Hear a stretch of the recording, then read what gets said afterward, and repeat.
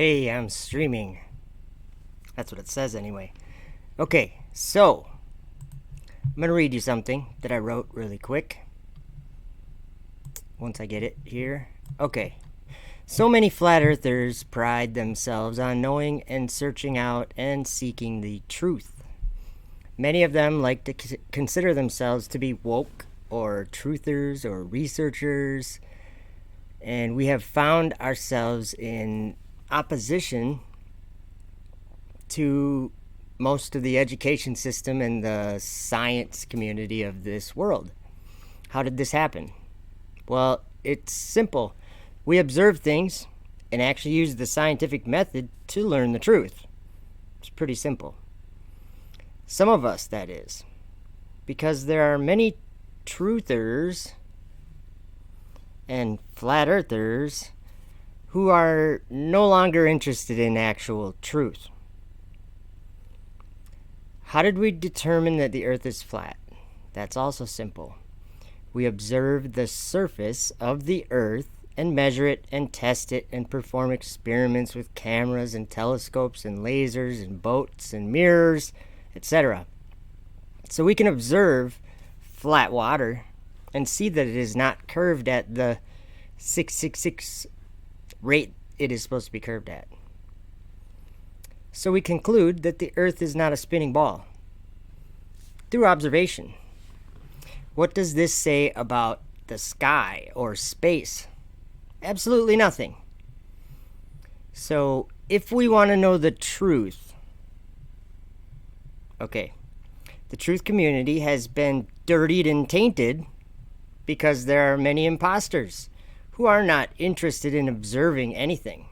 The sky, they just jumped on the bandwagon. Yeah, Earth is flat, I guess.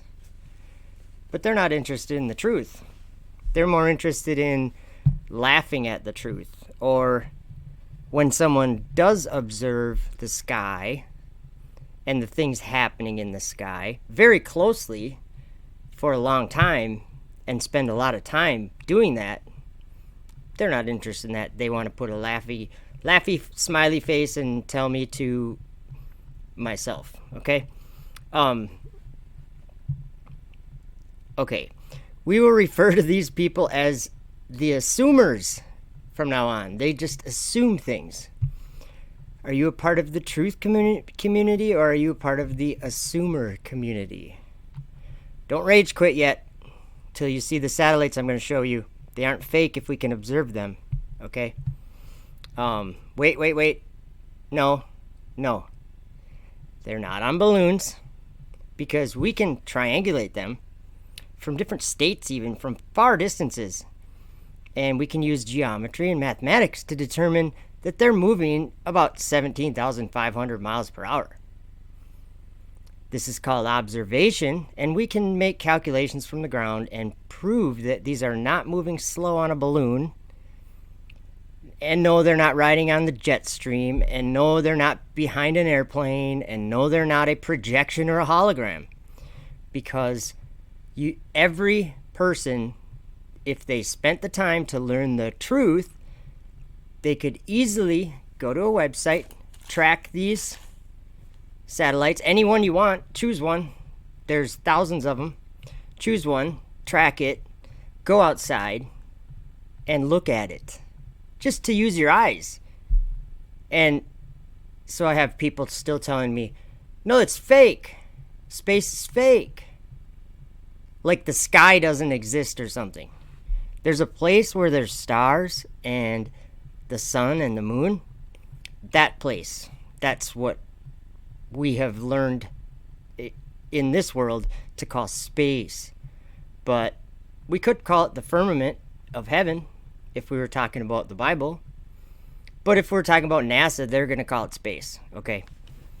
The truth is that there are ways we can verify the height of these satellites above the surface of the Earth, as well as their approximate velocity.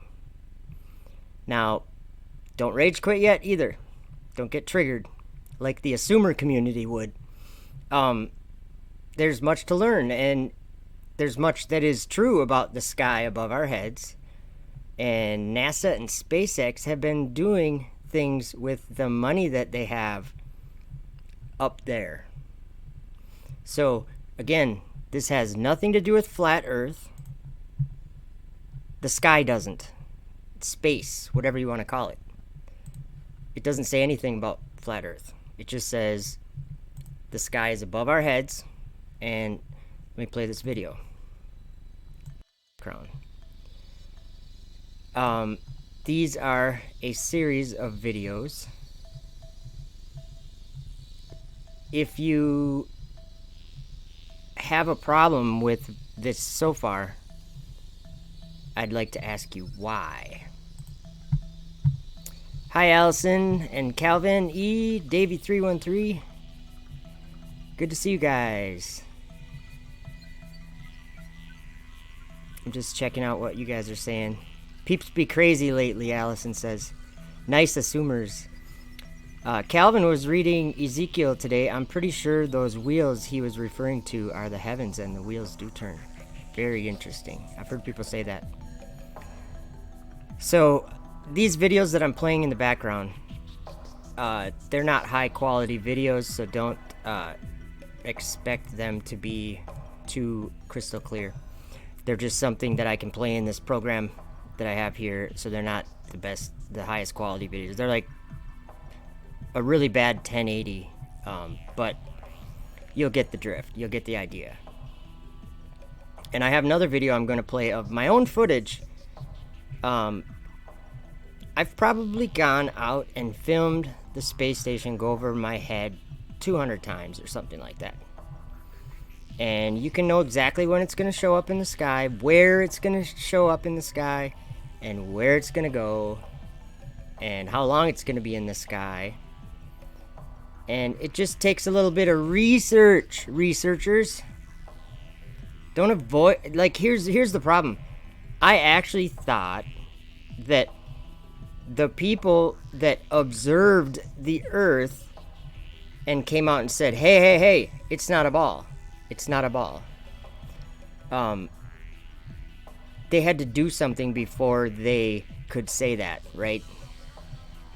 They didn't just say Earth is flat. No. They made observations first. And then they said, hey, Earth is flat. Why do we think we're living on a spinning ball? Why are they teaching our children that they're on a spinning ball? Hey, Anthony, good to see you.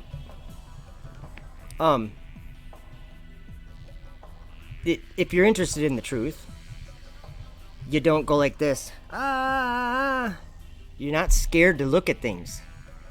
Because this is what I'm noticing. And okay, I'm not like trying to rip on anyone.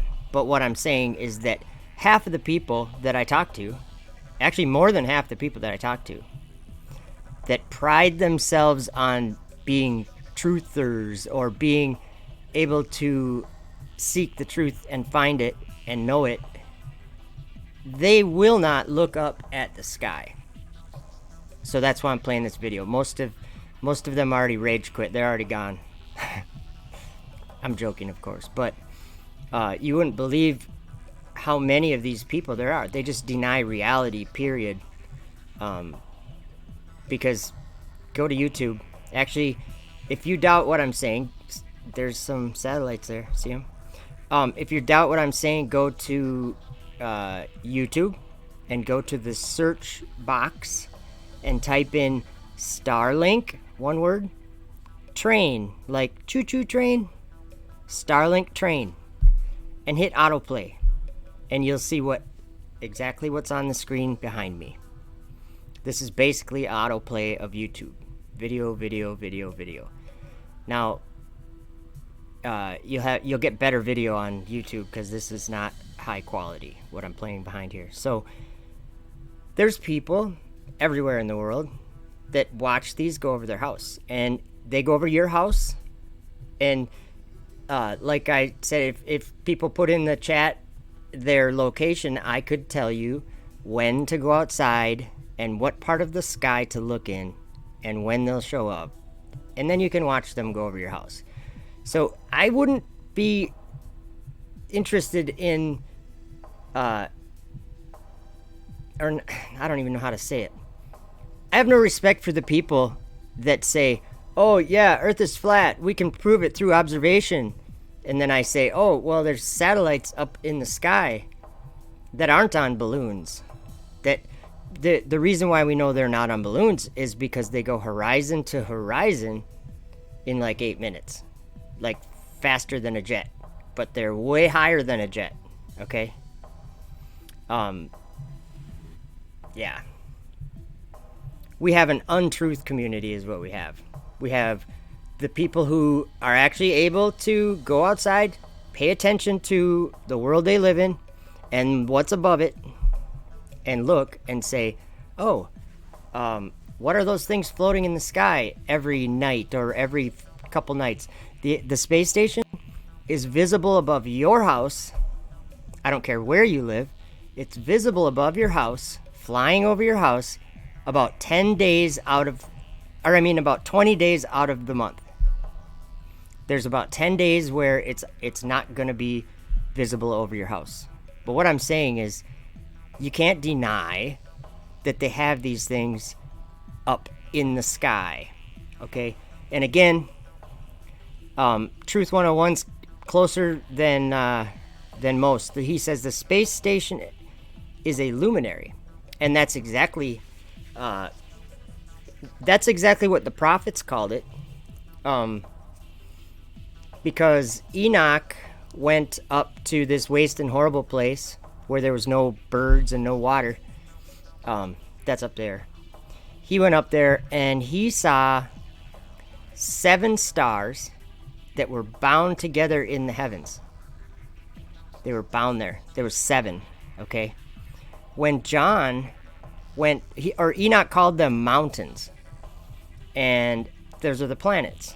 Well, in Revelation 17, John went to the same wilderness and he saw the 8th wandering star there. He saw the 8th mountain, and the 8th mountain was the beast. Okay? So I like what Allison says, the 8th luminary. Now here's the thing, is that I'm about to show you, we got about another minute of this video, it doesn't really matter, but I'm going to show you another video in the background here of NASA's, they have, tracking telescopes, and I'm talking about, I should have grabbed a picture of one, but a telescope that's pulled on it is a trailer, and it's like a CNC machine, and it moves, and it tracks things in the sky. So like when shuttle is coming in, they do that. See, Truth 101, hear me out. It's not a comet. It's not like an actual star. It's a wannabe star that men have put up there. And we can, I was just talking about at Kennedy Space Center. I'm going to show you some footage. I'll do it right now. This is from one of the tracking cameras at... Okay, this is actual footage from one of the tracking cameras at Kennedy Space Center. And there's other sources for this. Even Red's Rhetoric and Astronomy Live, they've filmed it. They don't get as good of a shot as this, but U.S. Launch Report, they have a tracking telescope, and it's even better. They get even a better image than this. I couldn't find the video. But this is from Kennedy Space Center. From the ground. Footage from the ground. So... now I'm going to show you also, after this, I'm going to show you my own footage, a bunch of it, but I'm trying to find it. Okay, so here's how, if you watch the screen, here's how I do it, with the telescope. It's difficult,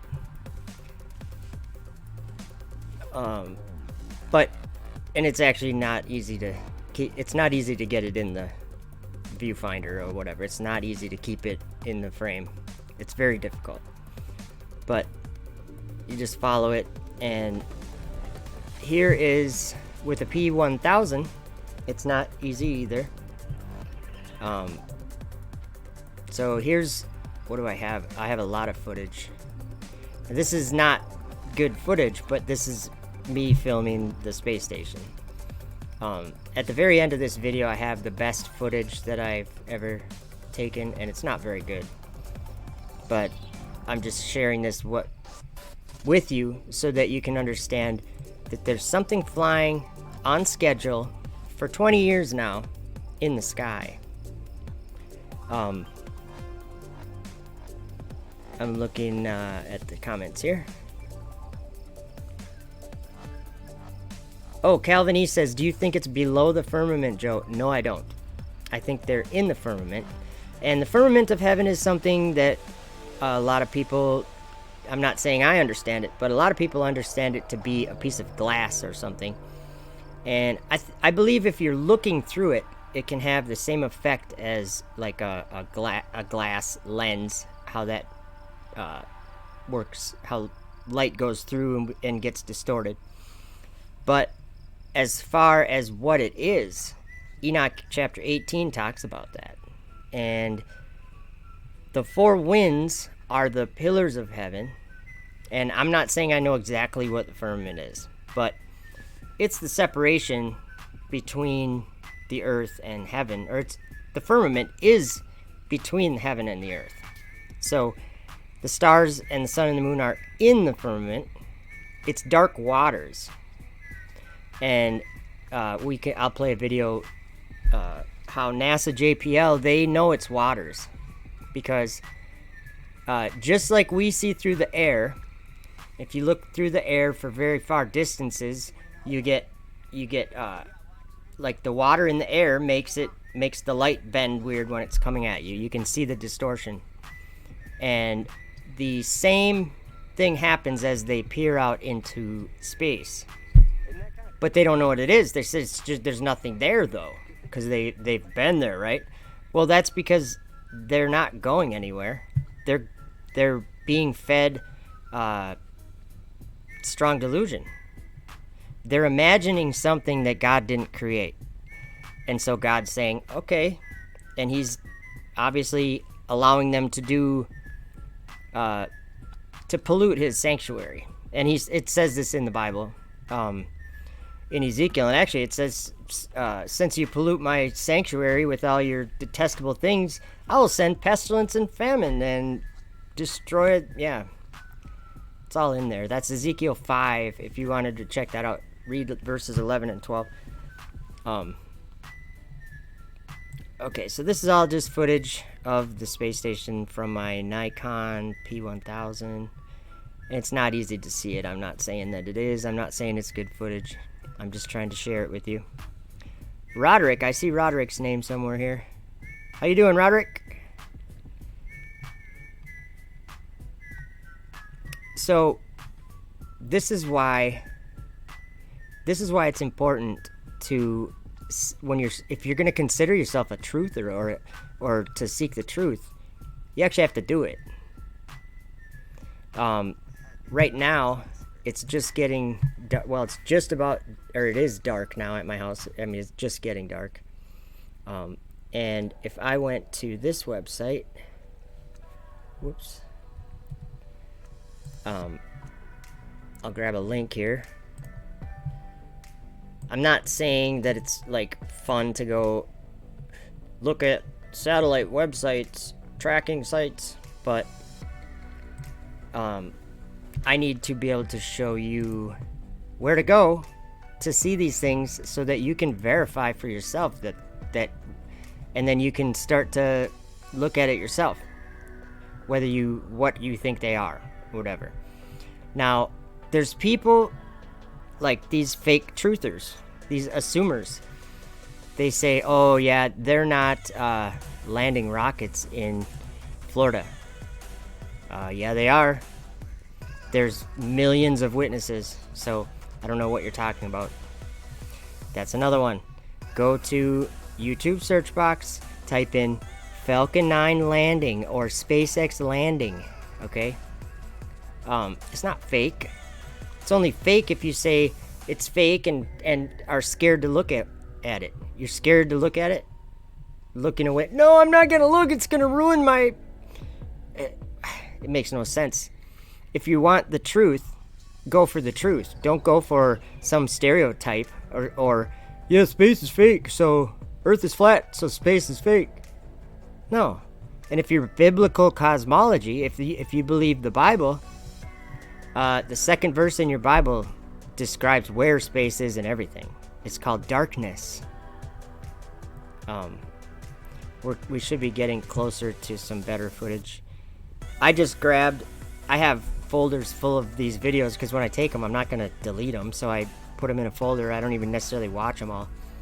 And they're not very good. But at the end here, I got some decent footage. But I have to find that. Let's see. Yeah, I could read you some Bible verses about space, okay? And the earth was without form and void, and darkness was upon the face of the deep, and the Spirit of God moved upon the face of the waters. So God is above that darkness. And actually Psalm 18 says that he made that darkness into his secret place. Oh, I was right there. Let's see. Psalm 18, verse 9 says, He bowed the heavens also and came down, and darkness was under his feet. There's space, guys. And then verse 11, it says, He made darkness his secret place. His pavilion round about him were dark waters and thick clouds of the skies. Okay. God looked down from heaven upon the children of men to see if there were any that did understand and did seek God. Every one of them is gone back. They are altogether become filthy. There is none that doeth good, no, not one. There's a certain kind of wickedness that we're all involved in. Let me see here. I'm just skipping. Oh, Jude, the book of Jude. It tells us what space. It talks about space in the book of Jude.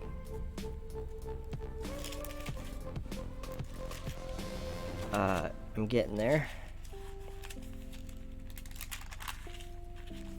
Verse 13. Remember dark waters? Verse 13 says, Raging waves of the sea, foaming out their own shame, wandering stars, to whom is reserved the blackness of darkness forever. Space is in your Bible, so don't say it doesn't exist, especially if you're a Bible believer. Okay, I think this is where the footage starts to get a little bit better. Yeah, this is a little bit better.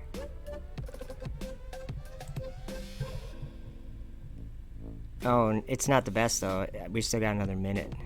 See how you can see the color of it? Scarlet colored. You know there's a scarlet colored beast up there that John saw too? Weird, huh? And the whole world would behold it. Like they'd see it and they would wonder at it with great admiration. Who is able to make war with the beast?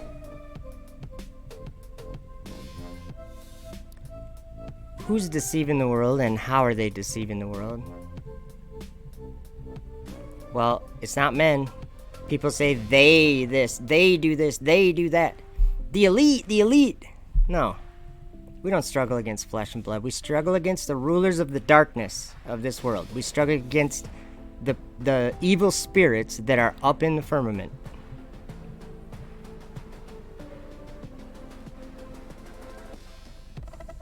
Okay, let's see here. There's going to be some more. Truth 101 says, does not speak of other planets either because it's just Earth. Well, it actually does. I just read it right there. Wandering stars, to whom is reserved the blackness of darkness forever. And if you read Enoch chapter 18, what that is it's a prison for the stars and the host of heaven, because there was 7 stars that transgressed and they didn't come out at their proper times. Okay, here comes that better footage, I think. Should be behind me. Yeah, right here. I might pause it. This is probably the best footage that I've gotten of the space station before. And it's shaky, but you can see it. That's about it. It's not very good. And actually, whoops. yeah, I can zoom into it. You can't really see it very well, but I just want to show you that if someone's interested in the truth, maybe they have to work a little bit and find the truth. Because I understand what's going on up there. And yes, rockets are launching satellites up there. And for the people that still doubt that, maybe what you have to do is pay attention. Because if you watch a rocket launch that SpaceX does with, let me go back a little and see if I can get a little bit better of a shot.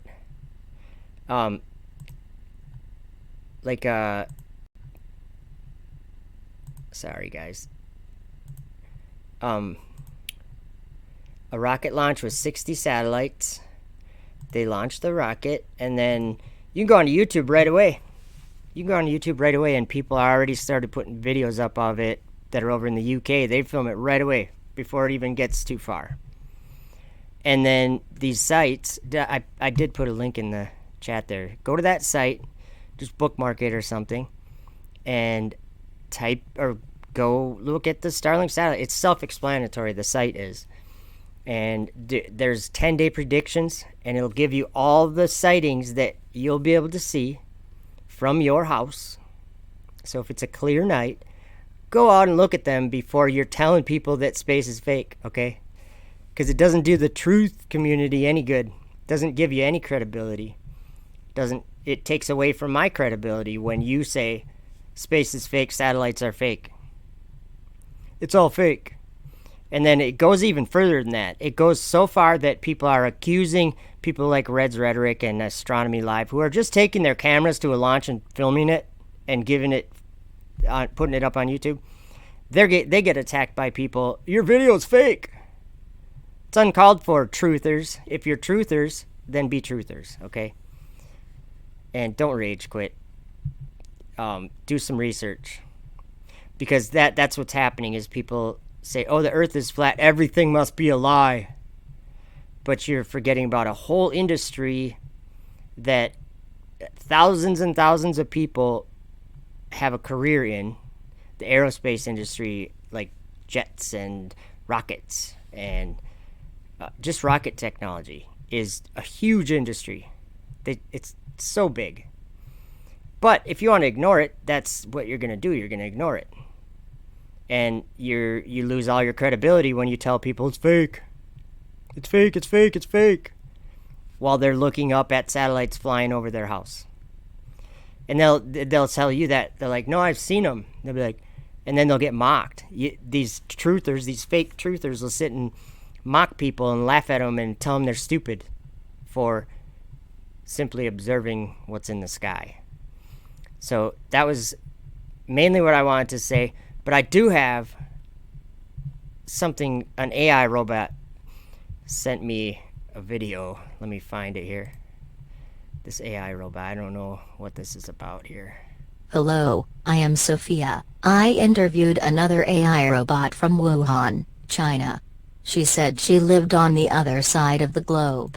I told her that was a lie, and that Earth is actually flat. I couldn't believe what she said to me. You must be stupid. I saw the curve from an airplane. Did she just say that? I checked. It is flat. Kind of rude. I can't help it if you are not able to understand science. Poor AI robots. Fighting over whether the earth is flat or not. Oh well. I got something else to share with you. I think we have a couple special guests today. Calvin, thank you. Have fun. Good, thanks for showing up. There's something here about rotating. Hello all, and welcome to another episode of Effed Up World TV. I'm your host, Simon Dan. Thank you, come again. If Earth is supposedly rotating, why don't you have any proof? It is like you have to imagine something to believe that it is rotating. Why do you think it is rotating? I think it is not rotating. I live on it, and I don't see any reason to believe that it is rotating. What could possibly make you think it is rotating? If it was rotating, you would have evidence of it rotating, but it is just sitting there, perfectly stationary with no signs at all of any rotating. Make sure to subscribe to Effed Up World for more Flat Earth videos. Thank you very much for watching. And until the next one, I'm Simon Dan. Thank you, Simon Dan. Always a pleasure. And then who is this Michelle lady works at NASA? She has something to say about flat Earth. What are some of the easiest ways that you can prove that the Earth is flat? There are so many proofs that the Earth is flat. It's difficult to know where to start. And it's not okay to think that the Earth is a sphere. This is not a viable argument. There are proofs all around you. It is not difficult to know that the Earth is flat. In fact, people have known this for way more than 2,000 years. Go out to a lake, flat. And you could make all kinds of measurements. Then there are some other proofs that are a little more obscure, but they're actually really lovely. So people have known that the Earth is flat for thousands of years. It's not okay to say that the Earth curved. And it's something where I keep getting this question. We really need to put this question to bed because we've known the Earth is flat. Flat. Yeah, we've known it's flat. So I guess Don Pettit wanted to say a couple words. I would go back to space in a nanosecond. That's what I do for a living. I'd be willing to immigrate from Earth, immigrate into space, leaving Earth and never come back so long as, one, we had the technology so that you could survive. You know, one-way missions to Mars where you go there and then run out of air and die. That's not in the cards. I'd load my family up on the next rocket and we'd immigrate into space. Okay, so where does the pee go if you do it in the spacecraft? In the spacecraft, it's collected and then dumped, as he described. And you would want to see that the urine dump was cool.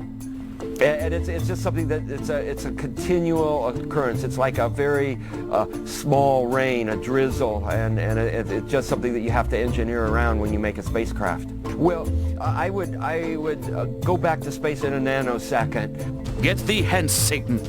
For it is written, thou shalt worship the Lord thy God, and him only shalt thou serve. Okay, thanks Don Pettit. Thanks for that nanosecond long message. Okay, so for some current events, we're taking crazy pills. It is contagious, but it is contagious, but excuse me.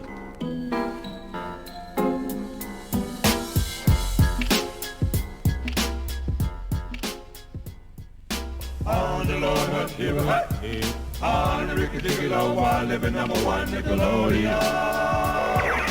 This message brought to you by Nickelodeon, the first and only network for kids.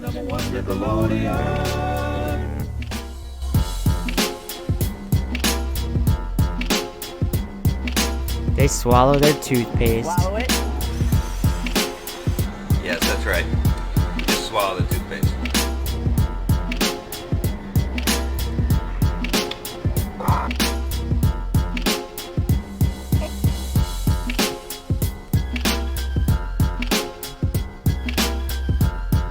It is contagious, but... And now Elon Musk is the card. But Elon Musk is sending up huge rockets and send them up to the moon. What are they going to do? They're going to look out the windows and photograph the Earth. Think of all these people that are going to be going up. In a few years, it's not long in the future. And they're going to be photographing this round, blue, beautiful planet out here in space. Thousands of photographs and videos from the space station as it moved in the heavens above the Earth.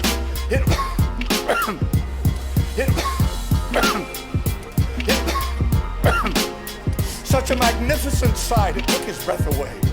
Right now, you can log on to the internet if you want to. And you can go to the International Space Station, the ISS, and you can get a live feed from that space station. Right now, you can watch it as it moves across the face of the Earth.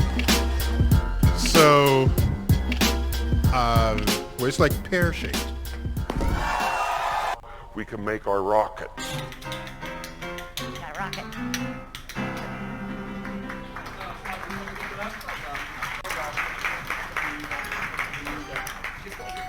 The weird part about it is space is so incredibly black, so incredibly dark. It's a bottomless pit. I just got to remind you that, yeah, even the astronauts say that space is a bottomless pit. A deep abyss. The Earth is a island in a deep abyss of darkness. And like Jude said, the blackness of darkness. It's a prison for the host of heaven and the stars. Bottomless pit.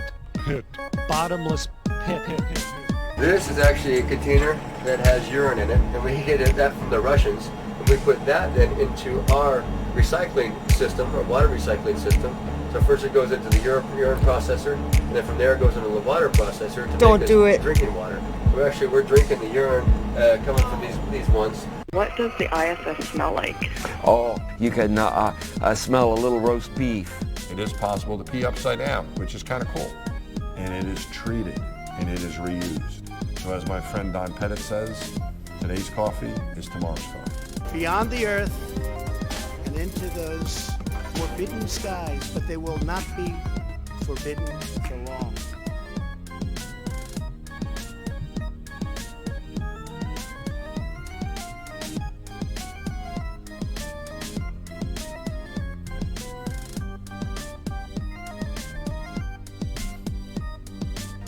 And send them up to the moon. I believe that it's important for the future to be a spacefaring civilization and ultimately be out there among the stars. And I think that's the exciting, inspiring future that. But we are all standing under a glass ceiling right now. And the light is... Artist of Elion, you just made me laugh. Is about. Says, wait, that's not lemonade. Helping make life multiplanetary and doing what we can to continue the dream of Apollo and ultimately make a contribution to life becoming multiplanetary. Just as the United States was the first nation to reach the moon in the 20th century, so too will we be the first nation to return astronauts to the moon in the 21st century. Sure you will. Well, how do you plan to get there? In this trash can? We're dreaming big, Well, now I have seen everything. and it'll get more and more obvious as you go along. If you want to think the world is flat, go right ahead. So which one of you is ready to go to Mars? Are you ready? We are absolutely ready to go to Mars. Who's ready to go to Mars up there? I think you're ready. I know you're ready, right? But we destroyed that technology. The rocket equation. His name is Ralph, man. She was a woman. Oh, yeah, that would be disastrous. She'd like to go to Mars very quickly. The problem is we don't have the technology to do that anymore. We used to. Epic achievement. And it's a painful process to build it back again. The Earth is flat. The Earth is flat. We just discussed that. She'd like to go to Mars very quickly. I'd go to the moon in a nanosecond. Station, this is Houston. Are you ready for the event? Okay, Roderick, yeah. I'm going to talk about COVID-19 for a second.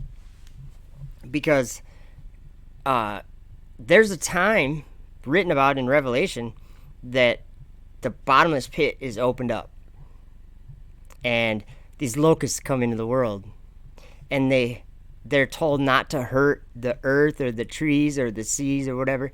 Just the men who had a certain mark. Or didn't have a certain mark. I can't remember. Either they didn't have the mark of or the seal of the living God. Yeah, here it is. It says, and it was commanded them that they should not hurt the grass of the earth, neither any green thing, neither any tree, but only those men which have not the seal of God in their foreheads. So, and it says, it was given that they should not kill them, but that they should be tormented 5 months, and their torment was as the torment of a scorpion when he striketh the man. Just something to think about. Almost like there's going to be, it could come like a virus. We don't know. but it's because of them messing around with space exploration. The whole idea of landing rockets, that's in Revelation, I understand that to be the dragon's tail, the Falcon 9, when it comes back down. It's not just a rocket coming back down. There's something else coming down with it. And I'm not saying I understand how that works, but it casts a third of the stars down to the ground. And to me, that's a third of the fallen angels being cast down to the ground. So who knows what they're bringing with them.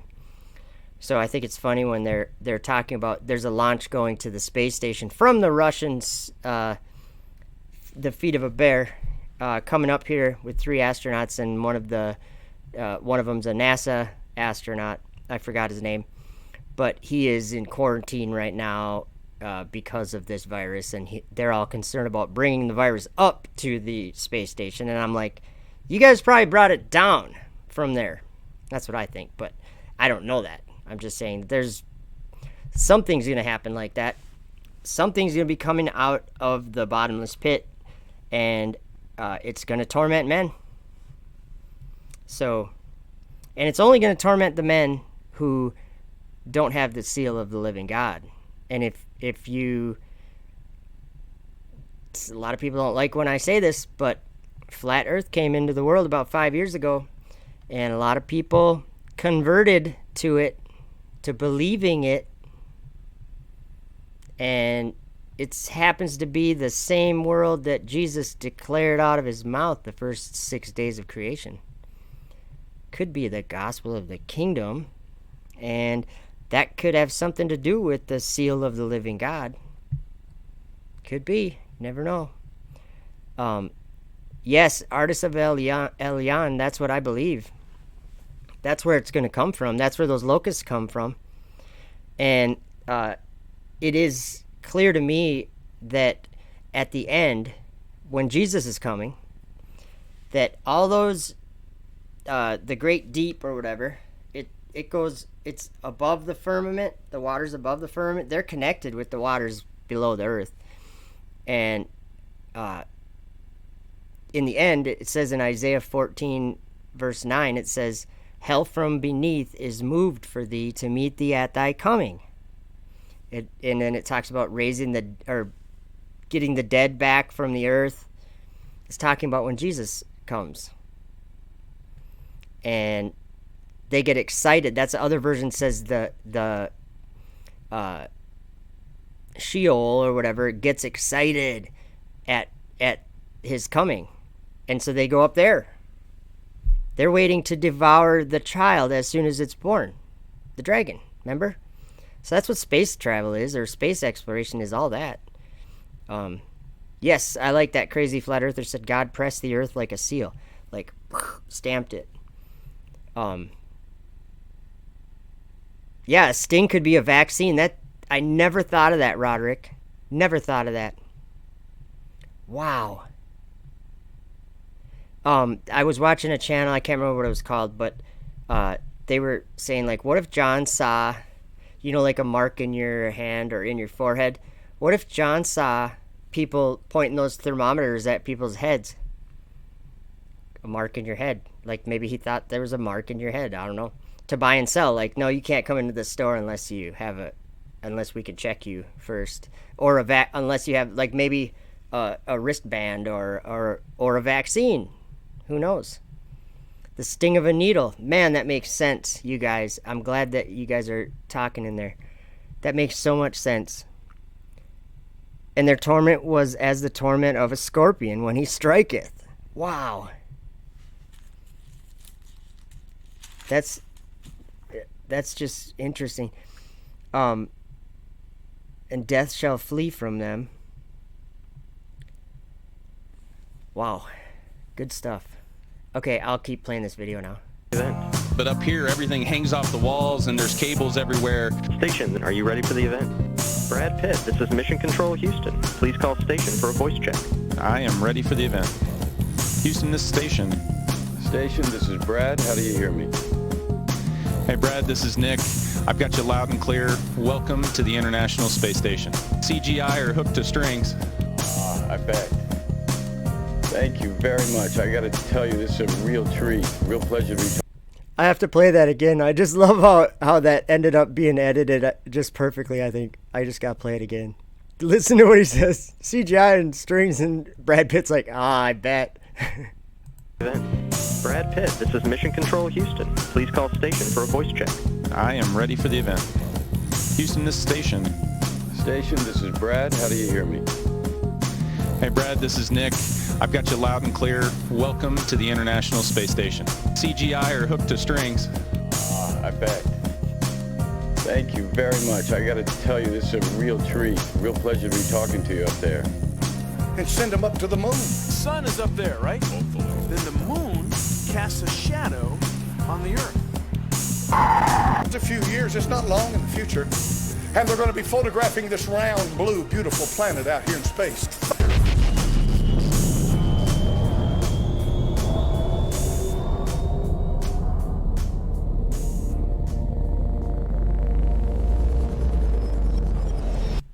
So yeah, I thought that was funny. CGI or hooked to strings? I bet.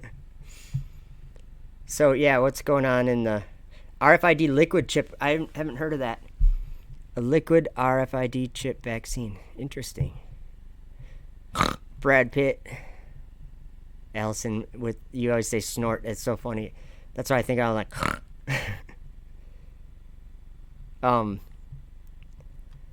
Just checking out the chat.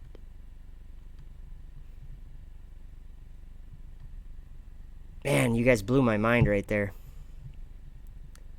With the sting and the vaccine. That just makes a lot of sense. Because you got to think of it as like 2,000 years ago, John's seeing today, and he's describing what he's seeing. So it's like,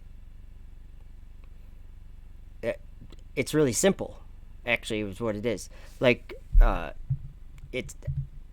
it's not something to interpret. When someone tells you that they saw something that was red with a green hat, it's not for you to say, the green hat means this and the red means that. That's just stupid. John said he saw something, so let's listen to what he said, you know. He said he saw a beast coming up out of the earth, and then he said he saw it making fire come back down from heaven. Rockets do that, or a rocket does that, the Falcon 9. Only one rocket. So, yeah, it was like, that's how everyone looks. And the same thing with Daniel's vision. Daniel sees these things, he describes them. All of them are being lifted up from the earth and going up to the host of heaven. Every single one of them. They waxed great, even to the host of heaven, and they cast down some of the hosts of the stars to the ground and stamped upon them. He's just describing all the vehicles that go up into space, that go up to the space station. That's exactly what it is. So these great beasts, which are four kings, which shall arise out of the earth. So even the interpretation they're given says that they're going to arise out of the earth. And it calls them kings. And then the kings are horns. Both Daniel and John said that they saw horns and they were kings. So I don't know why anybody's thinking of people because they were horns. They were called kings, but they saw horns, and they saw them going up out of the earth, being lifted up from the earth, told to arise, waxing great even to the host of heaven, coming up out of the earth. And then the beast in Revelation 13 comes up out of the sea. Well, that's the same beast that comes up out of the bottomless pit in Revelation. And so that's another thing I gotta say. You know, in this truth community, a lot of people believe the Bible. And they don't believe something that's in the Bible. And I'm always pointing it out. But I'm looking for the verse here. In Revelation 11, we're just going to study one verse really quick. Or two verses, whatever. I'll start in verse 1. And there was given me a reed like unto a rod, and the angel stood, saying, Rise, and measure the temple of God, and the altar, and them that worship therein. So we know that the temple of God is New Jerusalem, and that's up in heaven because it comes down from God out of heaven, right? So New Jerusalem, he's measuring New Jerusalem, and it says right here in verse 2, but the court which is without the temple leave out, and measure it not, for it is given unto the Gentiles, and the holy city shall they tread under foot 42 months. There's space travel right there. The holy city, New Jerusalem, is up in the sky, and the Gentiles are going to be given to tread it underfoot for 42 months. That's what it says. Same thing with Daniel's vision. Same thing. He saw the sanctuary being trodden underfoot for 2,300 days, and then the sanctuary will be cleansed. Okay? The sanctuary's up there in heaven. I can show you that in Psalm 102, because I think it's important that people realize that there is a place. I mean, that's half the, like, I could share something, but it's like I always feel like I'm sharing stuff about Adam Fink, but the guy really makes me wonder sometimes, because like I know he has good intention or whatever, but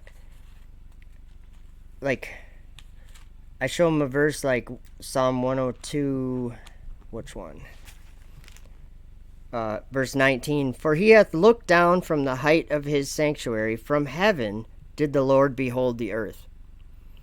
Can it be any clearer where God is looking down from, where his sanctuary is, where heaven is? It's up there.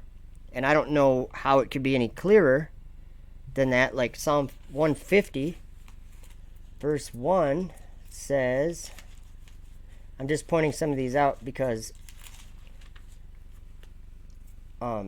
it says, praise him, praise ye the Lord, praise God in his sanctuary, praise him in the firmament of his power. And I say these things to people, and then I show them verses like Ezekiel, give me a second, Ezekiel 5, like this couldn't be any clearer. And they like Adam says, we're reading the same verses, but we're coming to a different conclusion. And here's something that the Lord says here. It's not me. It's in Ezekiel 5, verse 11. Wherefore, as I live, saith the Lord God, surely because thou hast defiled my sanctuary with all thy detestable things and with all thine abominations, therefore will I also diminish thee. Neither shall my eye spare, neither will I have any pity. A third part of thee shall die with the pestilence, and with famine they shall be consumed in the midst of thee. That's the Lord speaking. He said we're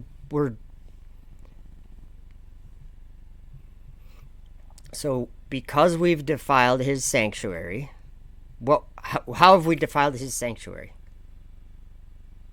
Satellites. Just like we were reading in Revelation 11, the Gentiles will have it trodden underfoot, the holy city. For 42 months, it's going to be trodden underfoot. And in Daniel 8, the sanctuary is trodden underfoot. So, what's COVID-19? You know, what if it wipes out a third of the people? And it's troubling. Here's why it's troubling to me. I'm just going to share it because it's not like I'm ripping on him. I'm just trying to understand. Let me go here and just see if I have an image I can pull up. I just don't understand it, and I wish I understood it. You know what I mean? How can someone deny what God says, like what God actually says? Let's see, image. I can just share with you what I wrote because I think it's only going to help people to think about it or think about what I'm saying, and maybe I'm wrong. Maybe I'm totally off my rocker. But I don't think I am, because the words have meanings, very clear meanings usually. All right, I'm looking for this here.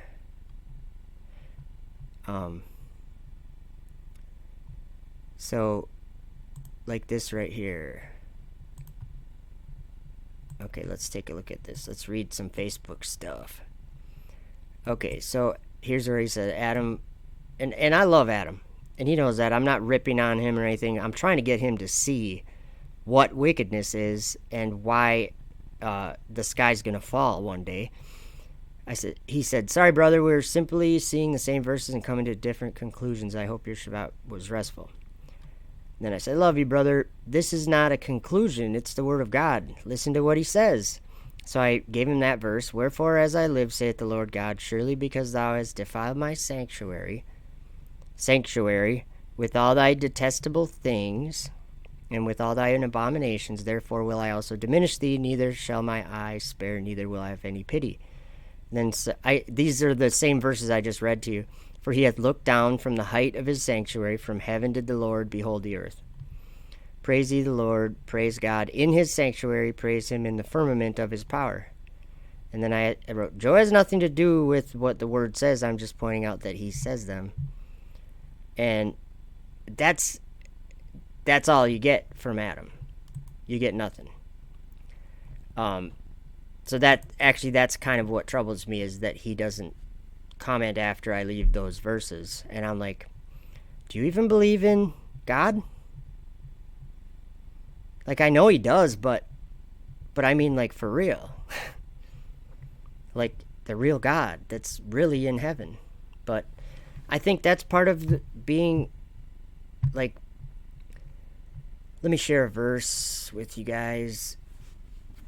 This is my personal battle that I'm always fighting with myself. I'll share it with you. Daniel 7 verse 21. I'm seeing exactly what Daniel was seeing, and it's true. Daniel says in 7 verse 21, I beheld, and the same horn, he's talking about the horn that came up from where the first 10 came up. Hi, Lori. Good to see you. And he says, I beheld, and the same horn made war with the saints and prevailed against them until the Ancient of Days came, and judgment was given to the saints of the Most High, and the time came that the saints possessed the kingdom. Because, you know, this kingdom that I keep talking about, New Jerusalem, it's up there in the sky, and it could even be already coming down, because it's not built with hands. It's not built out of bricks or stone or wood. It is, but it's prepared. It's real. I went there in a dream, and it was a real place. And I mean a real place, like, not the same as I'm looking at my computer here, real. But it was quiet there. I can't really describe it, but it was a real place. And there was a pool that, like, the whole main part of it was like a waist deep pool when I went there. And there was children everywhere. Everyone, I think I was a child too. I think everyone was children, like young children. And I think that when I went there, there was going to be a wedding, a party after a wedding, or not necessarily after a wedding, but there was a wedding party when I went there. And someone that I knew was getting married to Jesus, and they invited me to their party. That was my dream, and it was a crazy dream. It happened 2 years ago. But what I'm saying is that we're in Daniel here. So the saints, okay, like I consider, I'm just going to use Adam for an example because I was talking about, I consider him to be one of the saints, or the house of Israel, right? And then I see, like what I just shared with you, kind of like he sees that verse and comes to a different conclusion. I don't know what conclusion you could come to really, but he does, and that's fine. And here's why. It's because it's because of what Daniel saw, and I'm seeing it right now too, is what I'm saying. I'm seeing it too. The same horn the kings, the 10 horns, and then the new one that came up after them that took up 3 of the first ones, plucked them up by the roots, and subdued 3 kings, that horn, he's making war with the saints and prevailing against them right now because they think it's fake. Like, they think it's not even real. And so, who knows? That's like, John saw it too in Revelation. He saw the same thing. He saw the saints being deceived. Let me read it. It was in Revelation 13. Verse 7, it says, "And it was given unto him to make war with the saints and to overcome them. And power was given him over all kindreds and tongues and nations." We're so close to the Ancient of Days sitting here on this earth. What I'm saying is that I wouldn't be able to see that if it wasn't happening. Because there's a dragon in the sky that Adam's another good example for this, because he really put out a lot of videos about Revelation 12 verses 1 and 2 back in 2017 and maybe even 2016. We knew that was coming for a long time. And the very next 2 verses, John looks up to the same place in heaven and he sees a dragon. And so I tried to talk with that with Adam, and he just doesn't grasp at all even that there's a dragon up in heaven in John's vision. So something's keeping Adam from seeing that. And I think it's a certain dominion, but it doesn't mean that Adam's bad or something. I'm saying that there's something keeping Adam from seeing what John saw, but I can see it. I look at it and I see it. It's clear to me. So what I'm saying is that wouldn't be happening if the Ancient of Days wasn't going to sit very soon. Because that's what Daniel saw. He saw the horn prevailing against the saints until the Ancient of Days came. So what I'm saying is we're very close. That's exciting to me. Let's see. Which footage, Allison? Let's see here.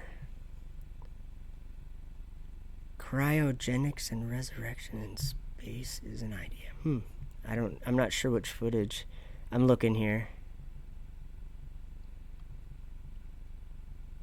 Yeah, it wasn't curved water up there. It was like, I didn't really pay too much attention to it, I guess, but it was up to my waist, and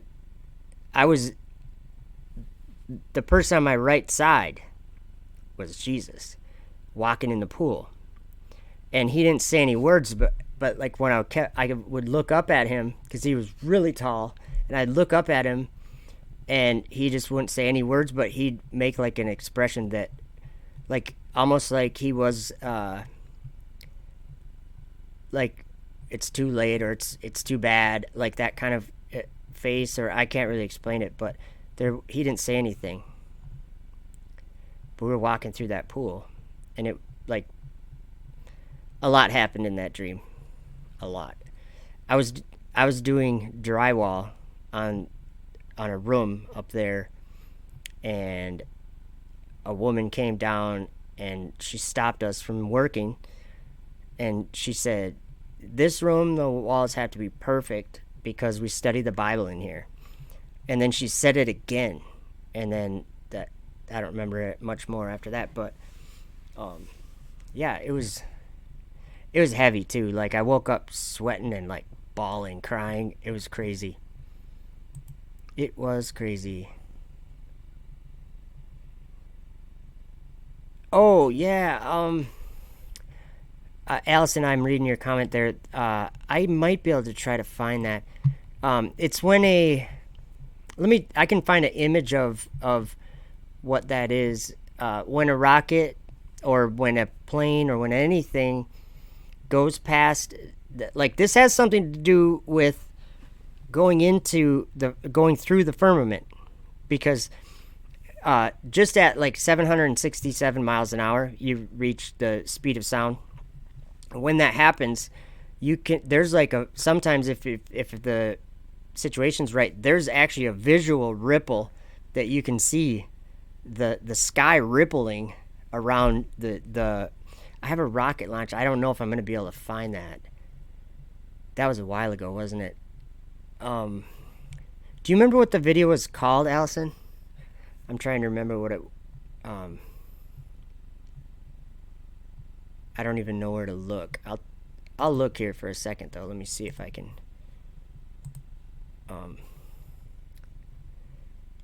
okay, I'm looking. But yeah, it definitely, certain things happen when you reach that sound barrier. And the same thing happens up way faster at like 18,000 miles an hour. You can be moving horizontally and gravity, or whatever you want to call it, that downward force disappears. You've reached the firmament. It has something to do with how fast you're moving, because we know the firmament is turning, or whatever, the sky turns, and if they can reach that speed and pierce in through, I'm not saying that it's like, it's not a natural reality. Hey Randy, good to see you. It's not a natural part of reality. It's something that, again, God said back at the Tower of Babel, he stopped them and he confounded the language, but he said, now nothing will be restrained from them which they have imagined to do. And so what I'm saying is, they imagined to land on the moon, so they landed on the moon. But who believes that? I might have a good video to play, but I do actually. I better play that. Sorry, Allison, we got priority video here. Hold on. Hey, Buzz. Are they gonna buy this? Are they? I hope so. Here we go. Oh boy. What did we do? Buzz, why'd you wear that blue suit? Thing's terrible. What are we here for again? Psst, who the heck are you? Where am I? Why are they taking our picture? Do you know? What the heck is going on here? Buzz, why the blue suit? Buzz, what are we even doing here? Do you know Pinhead? They sure took a lot of pictures. Buzz, what's up with the blue suit, dude? Just say we went to the moon. Yeah. Okay, so that was fun. That was the astronauts after they got back from the moon. Kind of a surprise press conference. God loves me. Good to see you. How you doing? Hope you're doing good. And I saw what Artist of LL Yan said. Where was that? The heavens will roll back like a scroll. That would be intense. So let me share what I think about that, because I think you're right. Well, that's definitely going to happen, but I think we can know how that happens. Like, I'm not saying like all the physical things about it, but we can get an idea of what's making that happen. And maybe I'll have to pull up a video.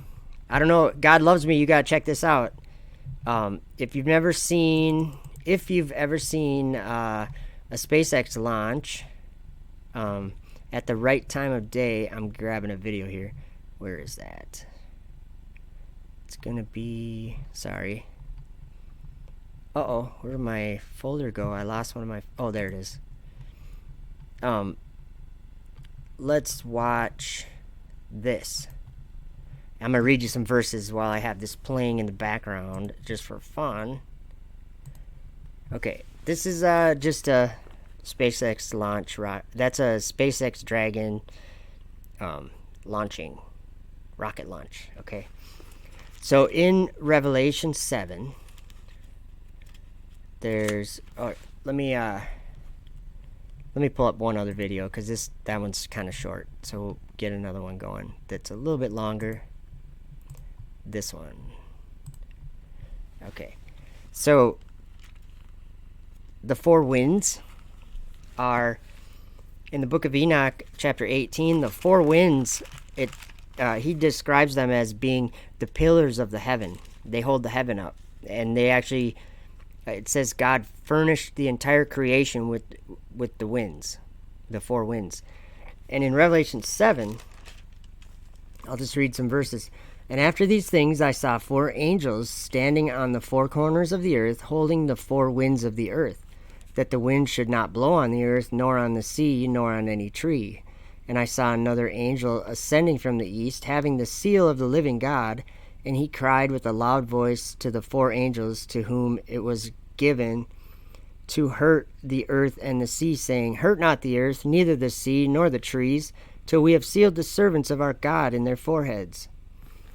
So there's angels holding back the four winds from hurting the earth, right? Well, in Revelation 12, there's a dragon flying up there right now on your screen. That's dragon. On your screen, that's the Dragon capsule right there. Second stage of the Falcon 9 rocket with Dragon on top. And in Revelation 12, there's war in heaven. That's up in the sky. It says, and there was war in heaven. Michael and his angels fought against the dragon, and the dragon fought and his angels, and prevailed not, neither was their place found any more in heaven. And the great dragon was cast out, that old serpent called the devil and Satan, which deceiveth the whole world. He was cast out into the earth, and his angels were cast out with him. And I heard a loud voice saying in heaven, Now is come salvation and strength and the kingdom of our God and the power of his Christ. For the accuser of our brethren is cast down, which accused them before our God day and night. I think you're watching it on the screen. That's war in heaven right there. Artist of Elian says, the four winds to me sounds like electromagnetic in nature. Could be. Could be. I just know that there's four angels holding them from hurting the earth. So when dragon's fighting against them, which is on your screen, literally, in the sky, what does that mean? Allison says, I think that's why me and Anthony and Joe are all friends. We all had experiences like this. It was very real. I was wide awake when the Spirit visited me, and the cool part is it visits me still. Cool. And I'm checking another comment up here. Oops. Firmament broke open, rolled back, black goo of space melted down. You know, that's so interesting that you say the black goo of space, because the astronauts, you know what they say about the darkness?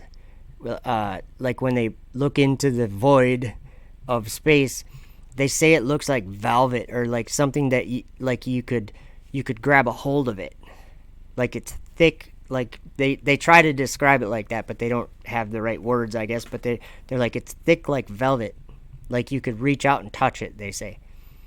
So that's interesting that you say that, because that is what happens. The darkness is cast down, and it ends up consuming the earth.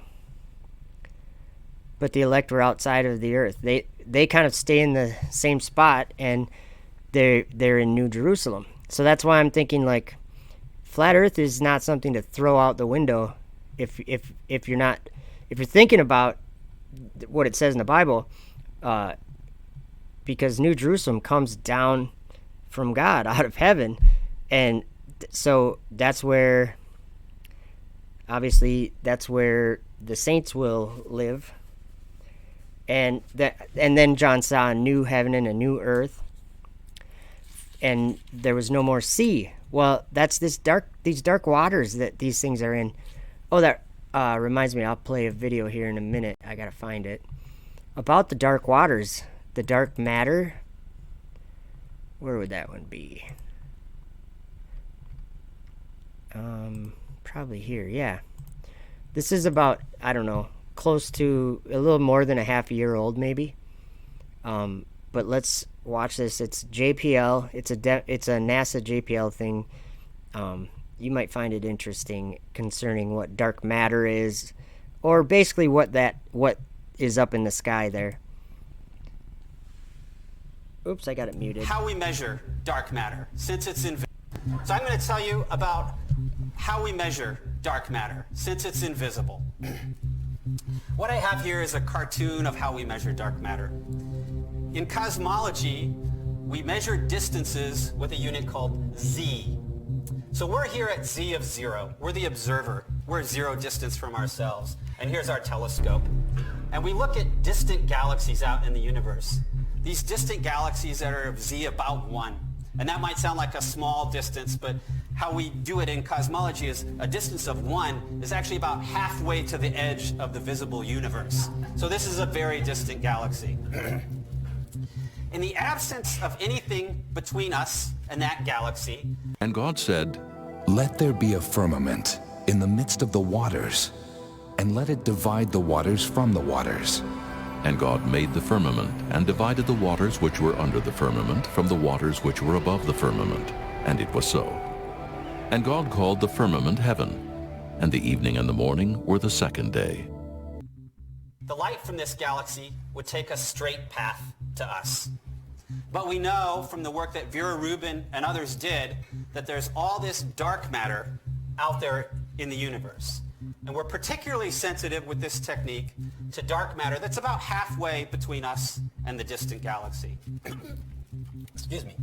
One of the consequences of Einstein's theory of relativity, our theory of gravity, is that mass bends space. So what this means is the light, when it gets near this dark matter, won't take a straight path to us. That light is going to take a distorted and curved path. And I'm showing a very, very exaggerated version of that here, so it's easier to see. The consequence of this is that we will not see the galaxy as it actually is. We'll see a distorted version of the galaxy.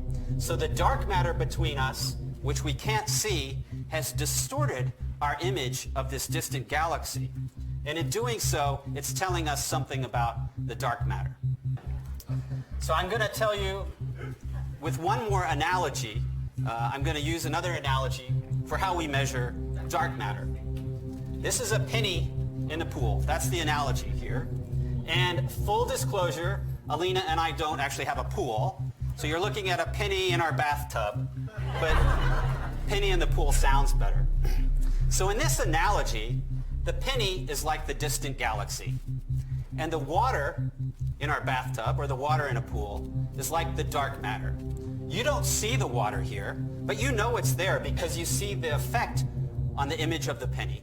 So what's happening is the light is coming to us from the penny, and it's taking some distorted path that changes our perceived shape of the penny so that we know the water is there. So that we know the water is there. In much the same way as the light from a distant galaxy comes to us, takes a distorted path through the dark matter, and we see a distorted image of that galaxy. But we don't see the dark matter. We don't see the water. So that we know the water is there. I could tell the density of the water and how much water there was, and that's going to tell us a lot about the properties of dark matter. That's how we're learning about dark matter now, and that's how we're going to learn about dark matter in the future. He made darkness his secret place. His pavilion round about him were dark waters and thick clouds of the skies. So, yeah, Lori mentioned sulfur, and that made me go to my Book of Enoch, and now we got to read. Because I'm going to play a video in a minute of the astronauts talking about how, basically what the smell of space is. And it smells like burnt cookies, or, like, they say so many different things, but this astronaut says it smells like brimstone, like a witch has just been there, and some other things. So we're going to listen to that, but I wanted to point something out in the Book of Enoch, chapter 67. It says it's talking about the imprisoned angels, the angels that are imprisoned in the darkness. Let's see. And I saw that valley in which there was a great convulsion, and a convulsion of the waters. And when this all took place, from that fiery molten metal, and from the convulsion thereof in that place, there was produced the smell of sulfur, and it was connected with those waters. And that valley of the angels who had led astray mankind burned beneath that land. Interesting. Okay, check this out.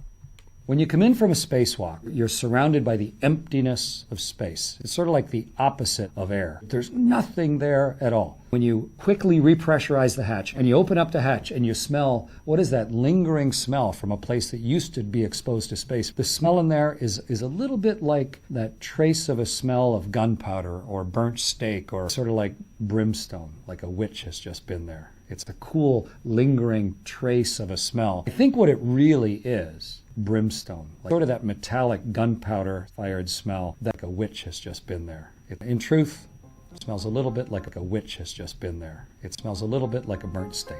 Brimstone. It smells a little bit like a burnt steak. Brimstone, like a witch has just been there. A witch has just been there. It's a witch has just been there. It's a witch has just been there. Brimstone. Okay, and then that's not all. I got another video to that speaks to this. But yeah, there's all the astronauts say this. They all say that it smells like. Actually, hold on a minute. What does the ISS smell like? Oh, you can smell a little roast beef. When we first docked with the shuttle, there was a noticeable smell, but you get accustomed to it very quickly. So I can't tell anything. Okay, I'm pausing it because we already watched part of that, but I'm trying to find this guy right here. Listen to what he says right here now. He's talking about the smell of space. What does the ISS smell like? There's one smell up here that's really unique, though, and that is the smell. We just call it the smell of space, but we experience it when I haven't had a chance to do a spacewalk yet. I'm still waiting and hoping for that. But when other guys did and they came back in, after we repressurized and opened up the volume for them to come back into the station, there's this really, really strong metallic smell. And I don't know exactly what it is.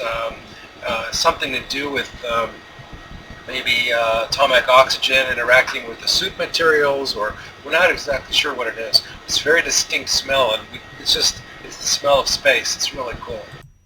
It's the smell of space. It's really cool. Yeah, Mr. Xavier, welcome. And I saw Carta Astrocani, welcome.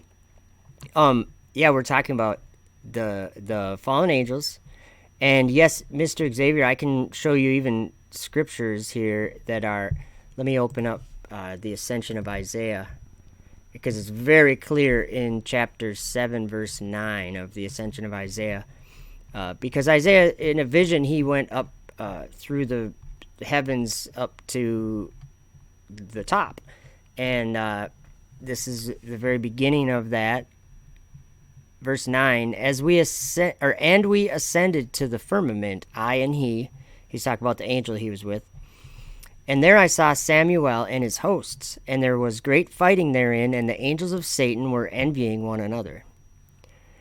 And as above, so on the earth also, for the likeness of that which is in the firmament is here on the earth.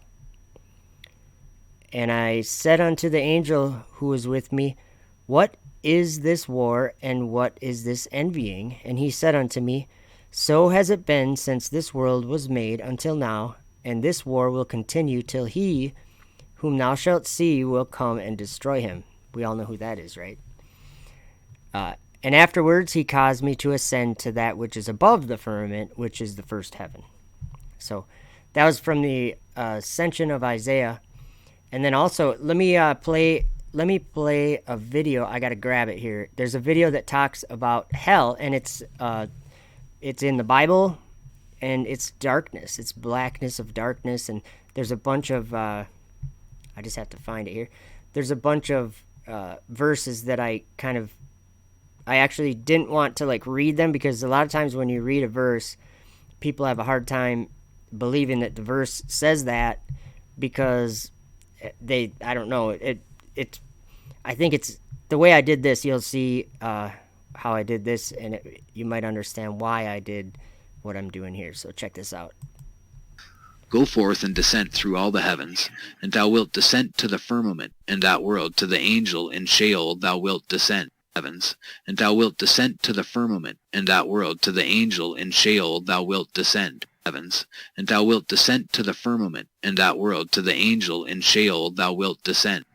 And we ascended to the firmament, I and he, and there I saw Samael and his hosts, and there was great fighting therein, and the angels of Satan were envying one another. And we ascended to the firmament, I and he, and there I saw Samael and his hosts, and there was great fighting therein, and the angels of Satan were envying one another.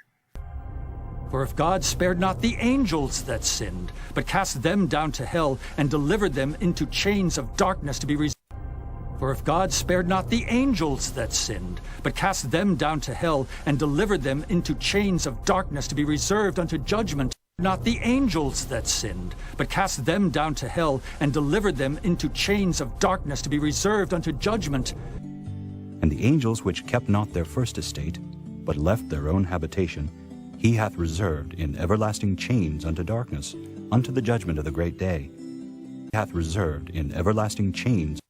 And the angels which kept not their first estate, but left their own habitation, he hath reserved in everlasting chains unto darkness, unto the judgment of the great day.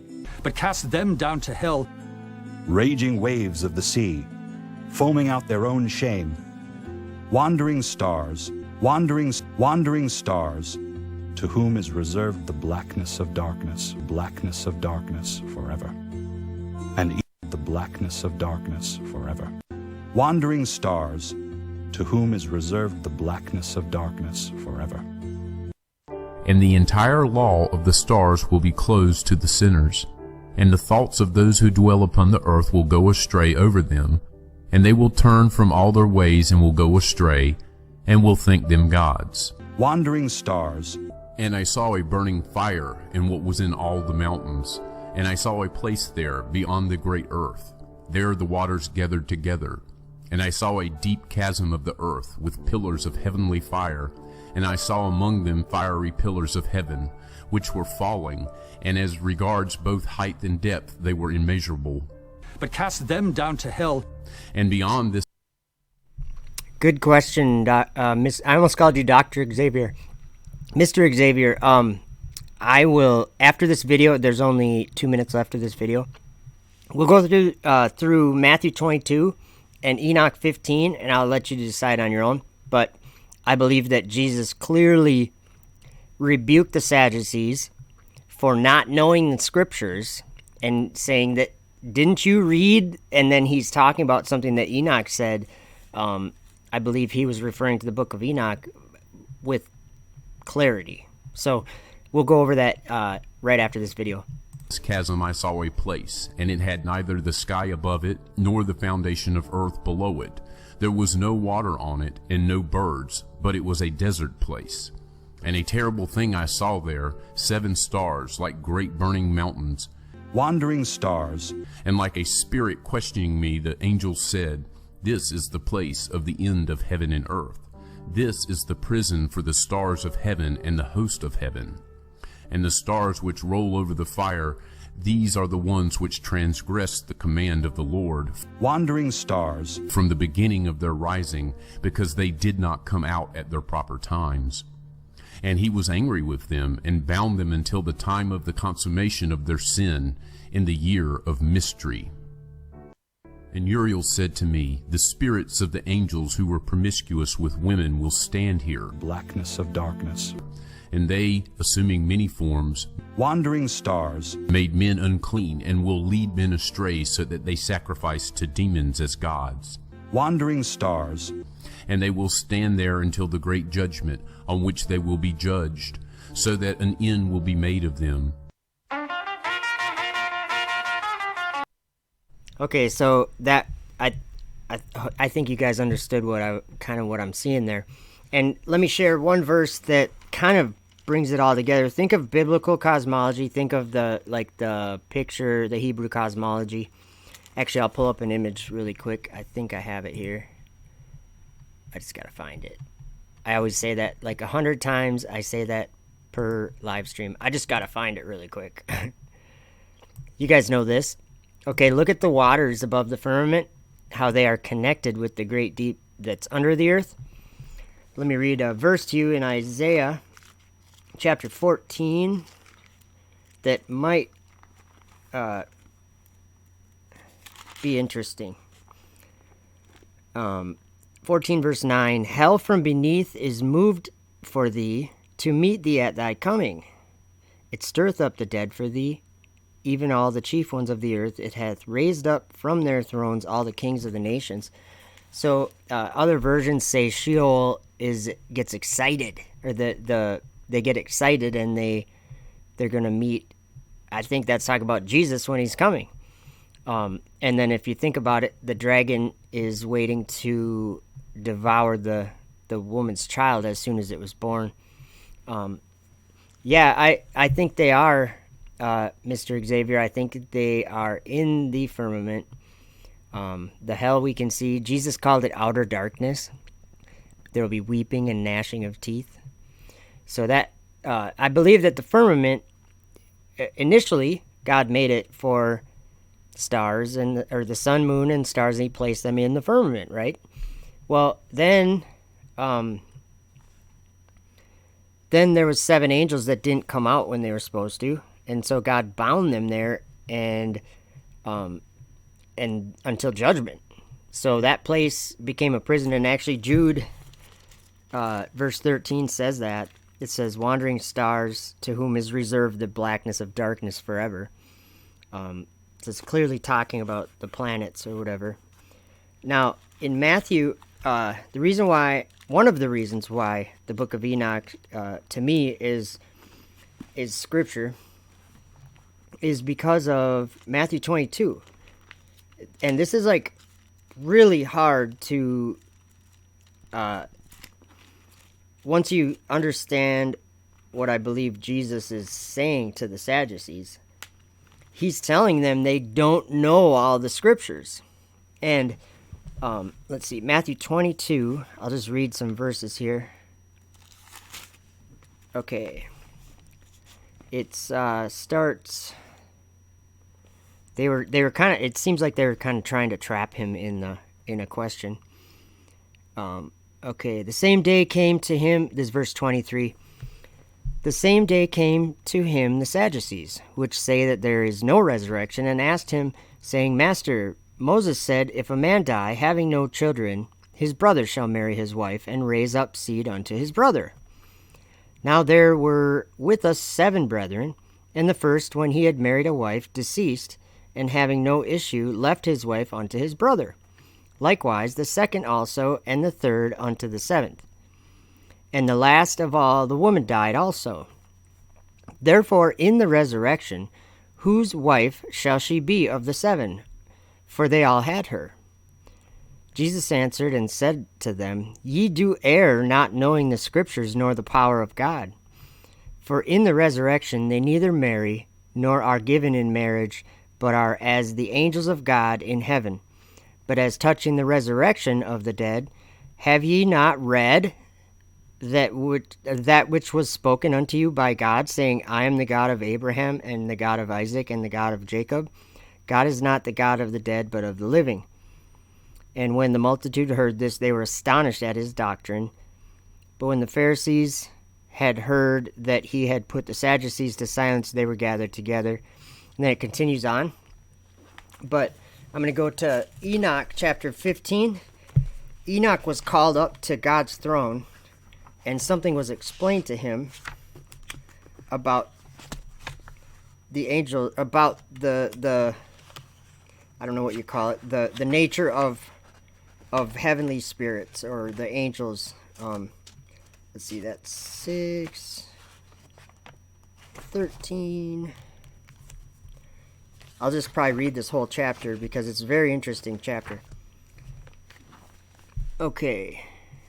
So Enoch, this is when Enoch just gets up to the throne of God, And verse 1, chapter 15. And he answered and said unto me, and I heard his voice, Fear not, Enoch, thou righteous man and scribe of righteousness, approach hither and hear my voice.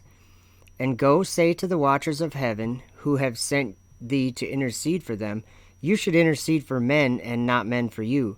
Wherefore have ye left the high, holy, and eternal heaven, and lain with women, and defiled yourselves with the daughters of men, and taken to yourselves wives, and done like the children of earth, and begotten giants as your sons. And though ye were holy, spiritual, living the eternal life, you have defiled yourselves with the blood of women, and have begotten children with the blood of flesh. And as the children of men have lusted after flesh and blood, as those also do who die and perish. Therefore have I given them wives also, that they might impregnate them, and beget children by them, that thus nothing might be wanting to them on earth. But you were formerly spiritual, living the eternal life, and immortal for all generations of the world. And therefore I have not appointed wives for you, as for the spiritual ones of the heaven, in heaven is their dwelling. And now the giants who are produced from the spirits and flesh shall be called evil spirits upon the earth, and on the earth shall be their dwelling. Evil spirits have proceeded from their bodies, because they are born from men, and from the holy watchers is their beginning and primal origin. They shall be evil spirits on the earth, and evil spirits shall they be called. As for the spirits of heaven, in heaven shall be their dwelling. But as for the spirits of the earth, which were born upon the earth shall be their dwelling. And the spirits of the giants afflict, oppress, destroy, attack, do battle, and work destruction on the earth, and cause trouble. They take no food, but nevertheless hunger and thirst, and cause offenses. And these spirits shall rise up against the children of men and against the women, because they have proceeded from them. So in there, like, to me, God tells him that, I'll read that verse again, where was it? But you were formerly spiritual, living the eternal life, and immortal for all generations of the world, and therefore I have not appointed wives for you, for as the spiritual ones of the heaven, in heaven is their dwelling. So he's talking about any heavenly spirits don't get married. They don't have wives. And that's basically exactly what Jesus was telling the Sadducees. And he was saying two things he said that were interesting. Ye do err, not knowing the scriptures nor the power of God. And then he said, haven't you read? So he's clearly talking about some kind of book or some kind of writings. And that's like the only time I've ever read anything about God saying the nature of marriage for angels not being something that God ordained or whatever. So there's that.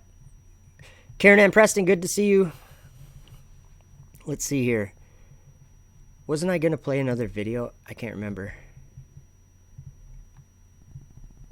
I could play CGI Joe, but I don't know. Hold on a minute. I might have a better one. Oh, I do. I have one that's got some current events in it, so it might have something to do with toilet paper. Let's check it out. This is kind of embarrassing, but there's no toilet paper over here. Are you talking to me? Yeah, I just forgot to check, so if you could spare some. No, I'm sorry. What? No, I'm sorry, I can't spare it. You can't spare it? No, there's not enough to spare. Well, I don't need much. Just 3 squares will do it. I'm sorry, I don't have 3 squares now, if you don't mind. 3 squares? You can't spare 3 squares? No, I don't have a square to spare. I can't spare a square. Well, is it 2 ply? Because if it's 2 ply, I'll take 1 ply. 1 ply. 1 puny little ply. I'll take 1 measly ply. Look, I don't have a square and I don't have a ply. No, don't pull. I beg you. It is contagious, but the death rate is pretty low. And I saw, and behold, a white horse, and he that sat on him had a bow, and a crown was given unto him, and he went forth conquering and to conquer.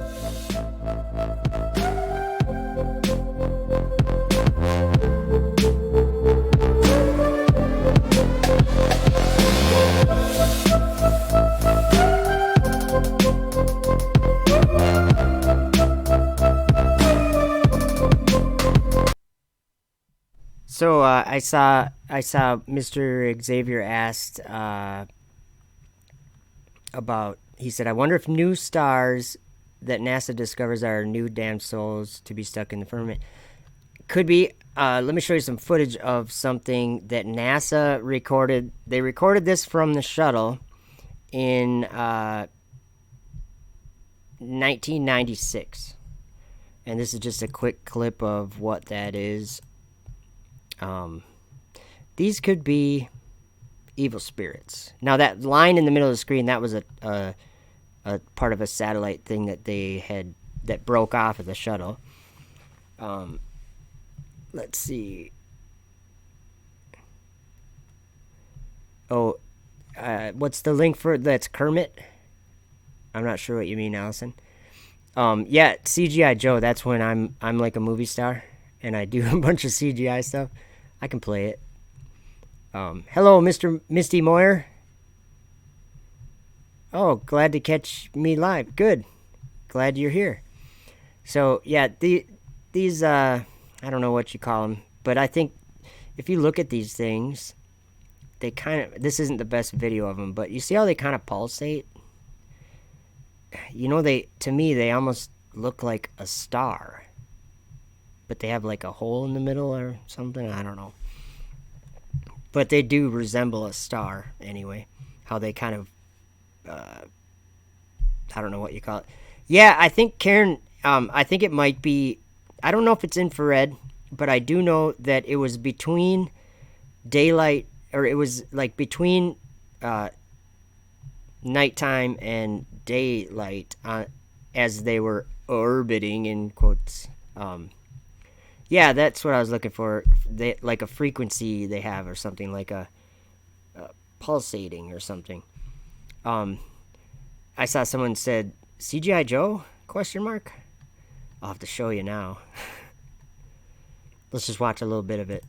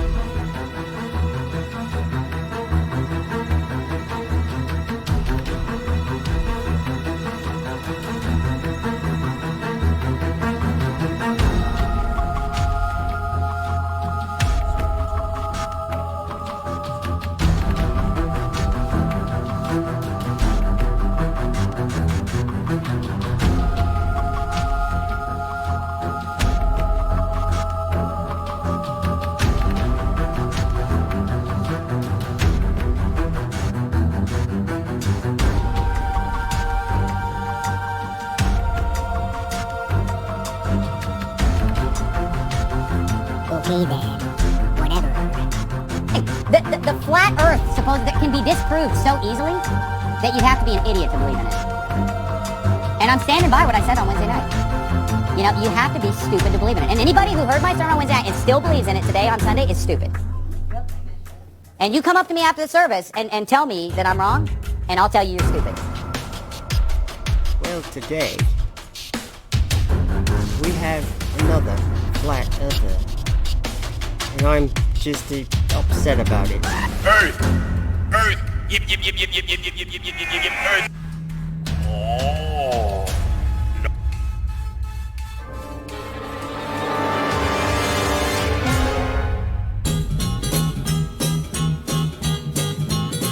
Sunny day, sweeping the clouds away.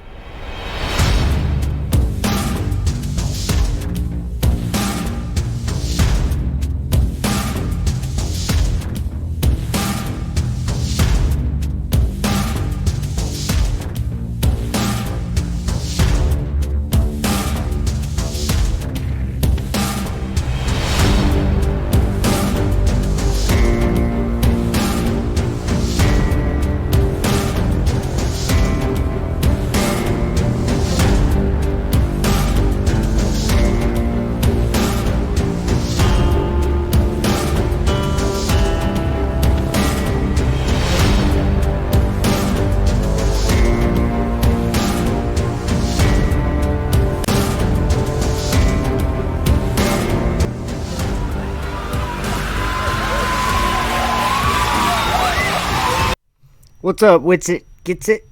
Good to have you. Good to see you. So yeah, that was, I could play the rest, but basically he just says, the Bible says flat earth. So there was another one I was going to play for you guys. I guess NASA already knows everything.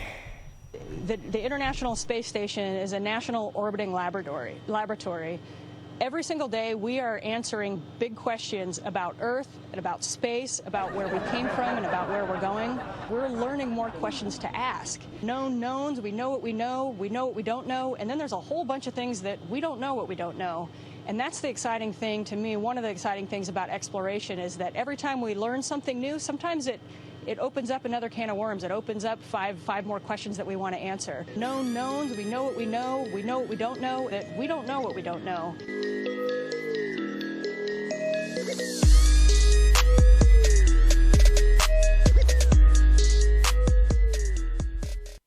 The International Space Station is a national orbiting laboratory. Every single day, we are answering big questions about Earth and about space, about where we came from and about where we're going. Station, this is Houston. Are you ready for the event? But up here, everything hangs off the walls and there's cables everywhere. Station, are you ready for the event? Brad Pitt, this is Mission Control Houston. Please call Station for a voice check. I am ready for the event. Houston, this is Station. Station, this is Brad. How do you hear me? Hey, Brad, this is Nick. I've got you loud and clear. Welcome to the International Space Station. CGI or hooked to strings? I bet. Thank you very much. I got to tell you, this is a real treat. Real pleasure to be talking to you up there. Hey, likewise, a treat for us. Actually, we got a chance to sneak preview the movie a few weeks back. And just want to start off by saying thank you for what you're doing to contribute to the mission of awareness and to set that, light that fire in the imaginations of the next generation of explorers. Thank you, Nick. Thank you very much. And now that I have you all the way up at the space station, let's talk about me. How'd we do? How was our zero G? I gotta tell you, it was really good. And the depictions, the settings, all, as you can tell, look very similar to the type of setting I've got around me. I got to imagine it was a lot easier for me to kind of enjoy the zero G than it was you, whether it was CGI or hooked to strings. I'll tell you what, our ship was a bit cleaner. Do you know what everything is on the walls there behind you? up here, everything hangs off the walls and there's cables everywhere. You get very familiar with it and you know exactly what's going on. For instance, this one right here, this wall, helps us research how flames burn in space, which is very different than on the ground.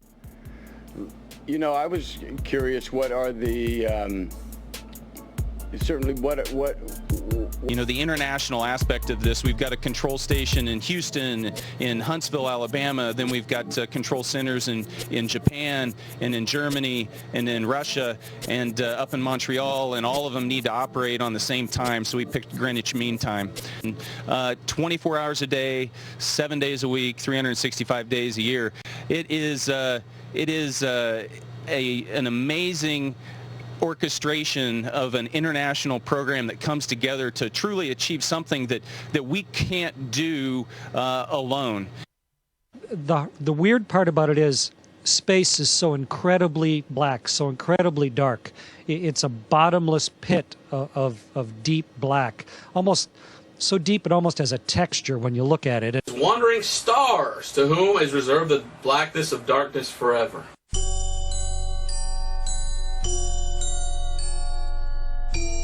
Whom is reserved the blackness of darkness forever.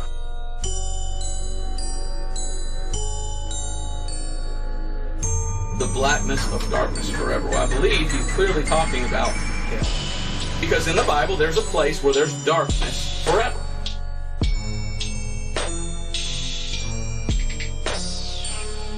And it's called hell and the lake of fire.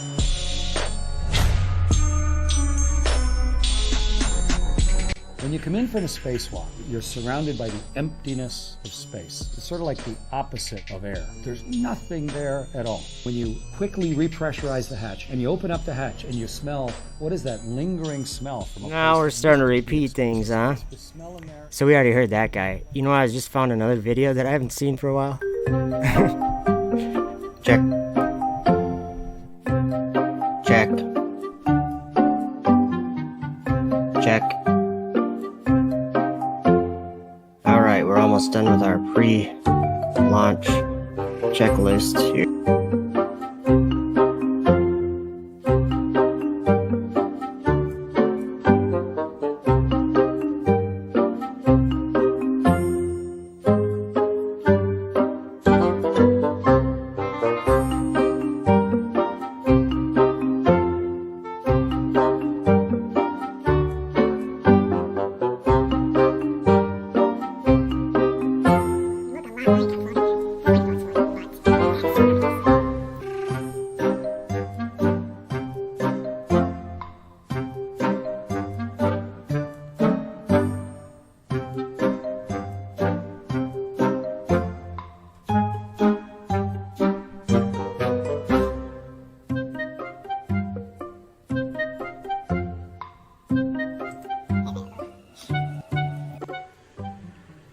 Well, tell you what then, cuz you're gonna hear from Uncle Jesse. He's been talking about the earth being flat. He's right.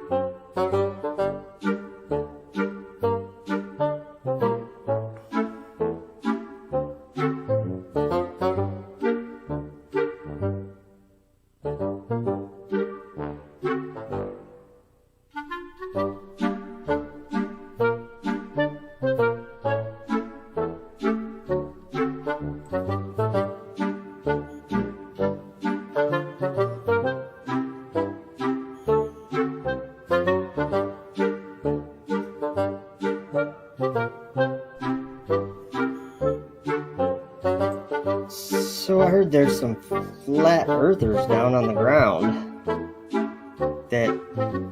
What is this now? Somebody, I need to do an interview with somebody. Natasha, Kate Rubens and Jeff Williams now with Google Workstation of the International Space Station operating the station's robotic arm, moving through their procedures for direct capture. They are preparing for moving the arm into...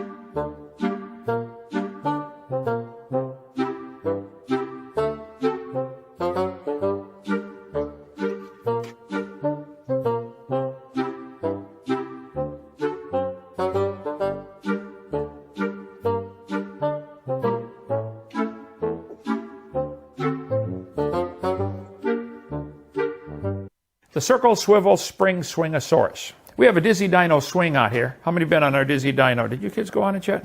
I take them over to the Dizzy Dino swing, which I made. The circle, swivel, spring, swingosaurus. You kids got to try it tomorrow. It is like really cool. I made it. I have never done it and don't intend to do it, okay? I've seen the results of what it does to people. We got a swing. We ran 3 cables from 3 different trees to the middle of a clearing. And from there, we hung garage door springs and then swivels, and going down to ropes that come out for a seat. The kid sits in the swing set seat, you strap him in, and you push the kid in a circle, and while he, instead of just swinging like a regular swing, it swings in a circle. But at the same time, it spins and bounces while you're swinging. The circle, swivel, spring, swingosaurus. I start off, I say, kids, you see this tree right here? Believe it or not, this tree is not moving. This tree is not moving. This tree is not moving. This tree is not moving. And this Bible nailed on the tree right here. This Bible's not moving either. But when you get off of that swing, you're going to think the whole world is moving. So you put the kid on the swing. I really rear back and get them spinning. Boy, they're going like crazy.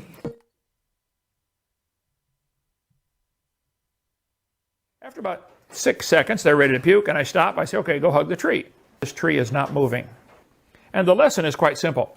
When you're all confused in life, what do I do? So the earth, because it spins. What I do is just do what the word says. You don't have to understand it. You don't have to believe it. You don't have to, you just do what the word says. Got a globe here somewhere. So the earth, because it spins. It spins and bounces while you're swinging. Bulges at the equator a little bit.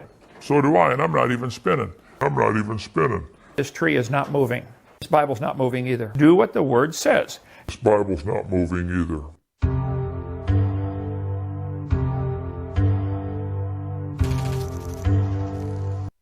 We are collecting more than ever before in the history of the world. $1 million for that. So we're all very excited about getting $1 million. I mean, there are science questions, $30 million extra. The best place to answer them are away from Earth.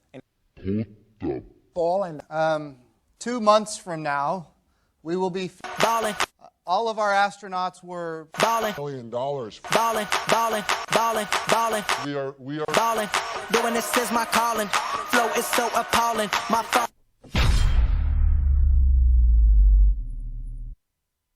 Sandra Bullock's bangs always pointed down. Look at your hair in space, in 0G. The hair does not know which way down is. There you go.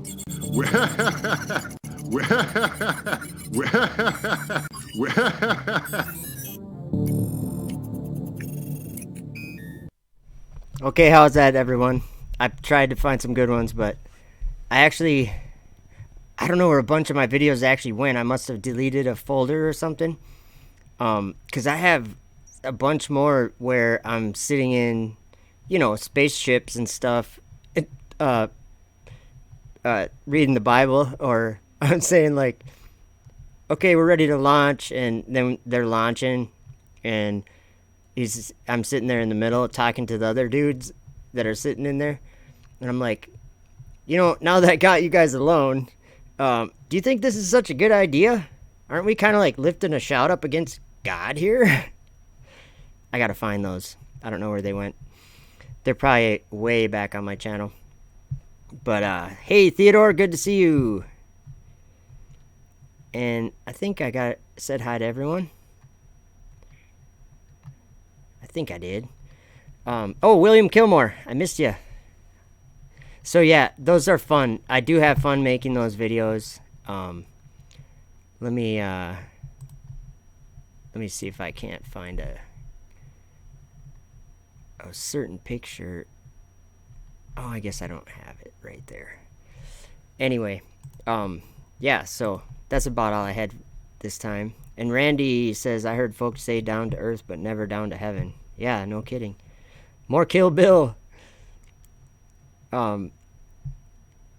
Yeah, I've been going an hour and a half, and I think that's about all I got for right now. But thank you guys for hanging out, and I will maybe do some, unless you want me to play a video. I got a video that's, let me see how long it is. I'll just start playing it. Why not, right? It's called Your Kind of Video. I think it's on my channel. I'm pretty sure it's on my channel. Right here. Because we are Americans and the future belongs totally to us.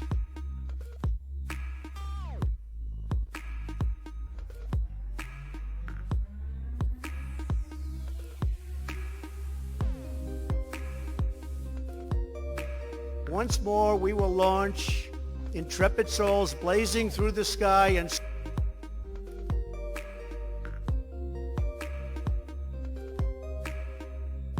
soaring into the heavens. Once more, we will summon the American spirit to tame the next great American frontier.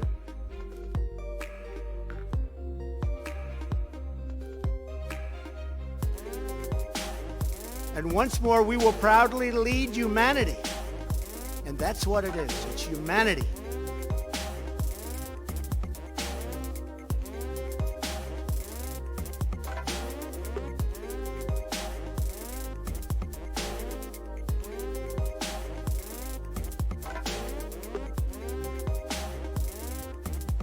Beyond the earth and into those forbidden skies, but they will not be forbidden for long.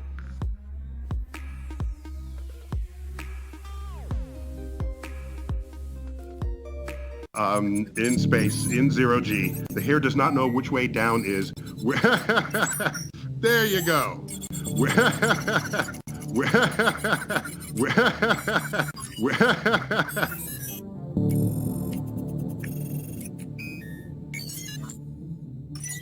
There you go. Yep.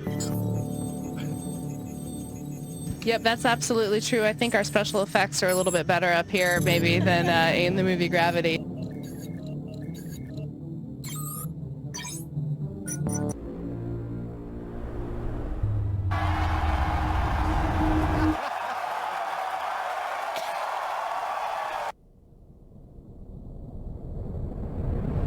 The weird part about it is space is so incredibly black, so incredibly dark.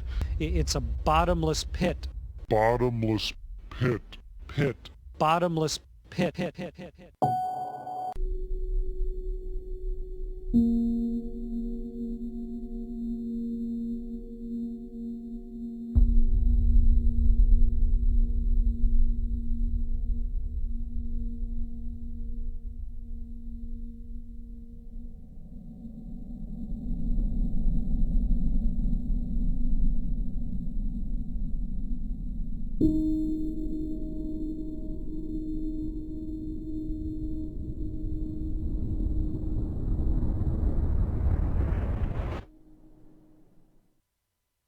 So I'm going to tell you about how we measure dark matter, since it's invisible. What I have... Okay, so I'm going to fast forward because we already watched this one. That's okay.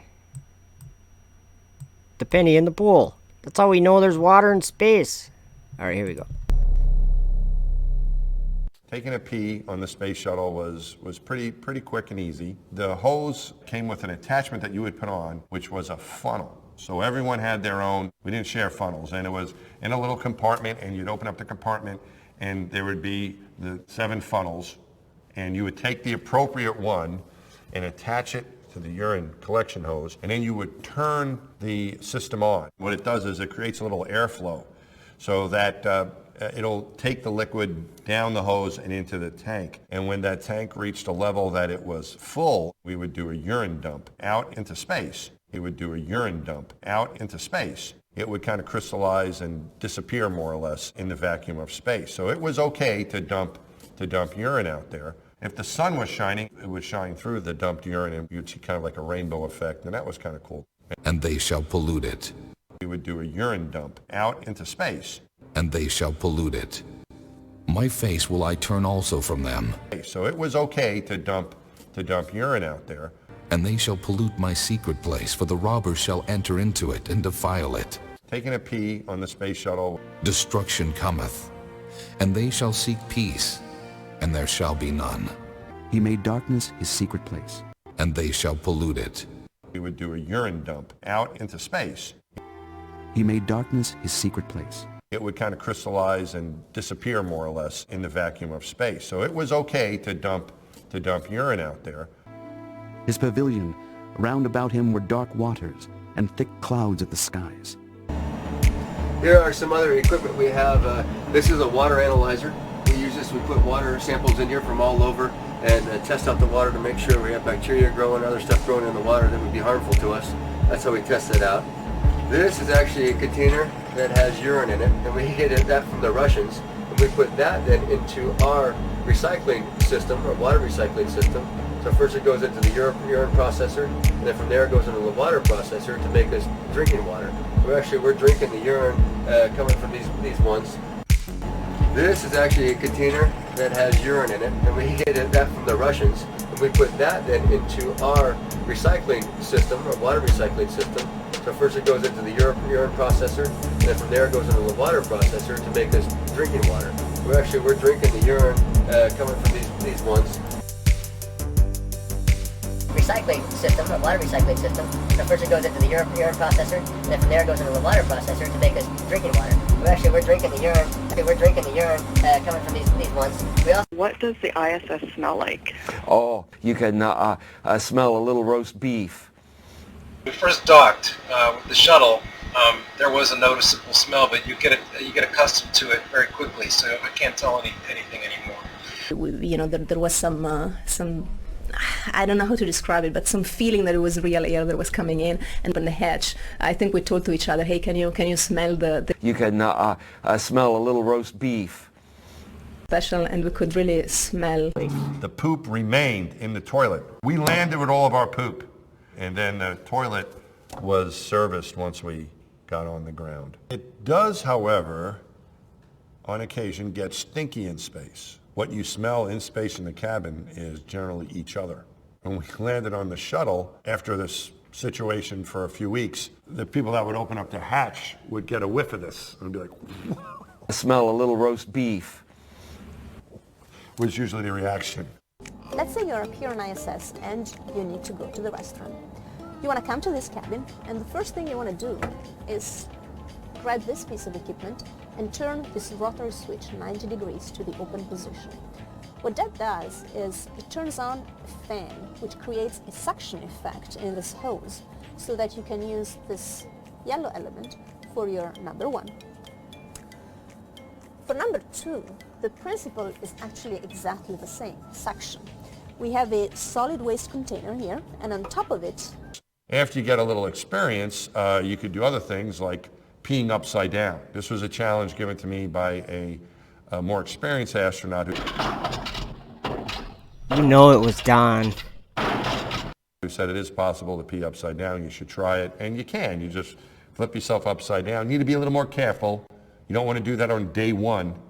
You know, you don't want to hot dog it too much, but... is this seat. And the solid waste container is connected via this hose to the same fan, so that, again, the same suction effect allows you to do your number two. In weightlessness. I want to show you how it looks, but since we don't want any bad smells to come out, we're going to actually turn on the fan. It's going to be a little bit loud. There we go. Now you can lift the lid. There is this seat that sort of looks comfortable, but you don't really sit in weightlessness. So most of us actually prefer to lift this one as well and use directly the opening that goes into the bag. And in fact, there is a bag in there. It looks like this. And when we are done with our business, we close the bag and we push it down into the solid waste container. And then, of course, as a courtesy to the next person, we put a new fresh bag inside. The solid waste container gets changed when it's full, which is roughly every 10 days for a crew of 3 people using it. This one, for example, was installed on the 61st day of this year. Okay, so where does the pee go if you do it in the spacecraft? In the spacecraft, it's collected and then dumped, as he described. And you would want to see the urine dump was cool, because you would dump it and it would crystallize and the sun would shine on it, and it was really beautiful. Fun. It was something. I can't believe I'm having a conversation. Yeah. A beautiful frozen pee in space. A urine dump. Yeah. Hey everybody, it's a urine dump. Hey, it's a urine dump, and we before you hit the switch, everyone go to the window and watch. That's it. So you're telling me your pee was orbiting the Earth? Apparently, yes. I never thought of it that way, but yes, for a little bit until it crystallized. It kind of disappears. No, then it would re-enter the atmosphere. Yes. Well. Yes. Yes. Okay. Yes. Yeah, I that's peed the on physics of it. everybody. You peed on Earth. Yes, I guess Oh so. my gosh. Now the secret's out. That's it. Yeah. It is possible to pee upside down, which is kind of cool. And it is treated and it is reused. So as my friend Don Pettit says, today's coffee is tomorrow's coffee. As you're sitting on this thing, but your butt could still come off the back of it, and that's not good. So in order to keep your butt on the toilet seat, we had these 2 little arms that would press you into the seat. Actually, to help myself get the right position, as I put my arms up like this, like I was riding a chopper. I thought of Peter Fonda in a movie called Easy Rider. And that was a good alignment for me. The poop remained in the toilet. The more experienced recovery technicians would know that ahead of time and be prepared for it. Probably roughly around day 71, we will have to change it again. But urine gets recycled. So from the pretty complicated hydraulic equipment that is behind here and makes the use of the toilet in space possible, the urine actually gets directly transferred to another piece of equipment which is here in the floor, which is called UPA, Urine Processing Assembly, which is the first step into turning urine into potable water. What does the ISS smell like? There's one smell up here that's really unique though, and that is the smell, we just call it the smell of space, but we experience it when I haven't had a chance to do a spacewalk yet. I'm still waiting and hoping for that. But when other guys did and they came back in, after we repressurized and opened up the volume for them to come back into the station, there's this really, really strong metallic smell. And I don't know exactly what it is. Something to do with maybe atomic oxygen interacting with the suit materials, or we're not exactly sure what it is. It's a very distinct smell, and it's the smell of space. It's really cool. Now again, this is the great curve they talk about, plus or minus. That's what all you hear. That's what you hear every day on TV. You see this curve. We must flatten the curve. Flatten the curve, flatten the curve, flatten the curve. The concept is right. Flatten the curve. When they say this, I don't think of a curve. I think of a wave. And the wave is going to break. We're doing everything we can to flatten the curve. Everybody on the globe is flatten the curve.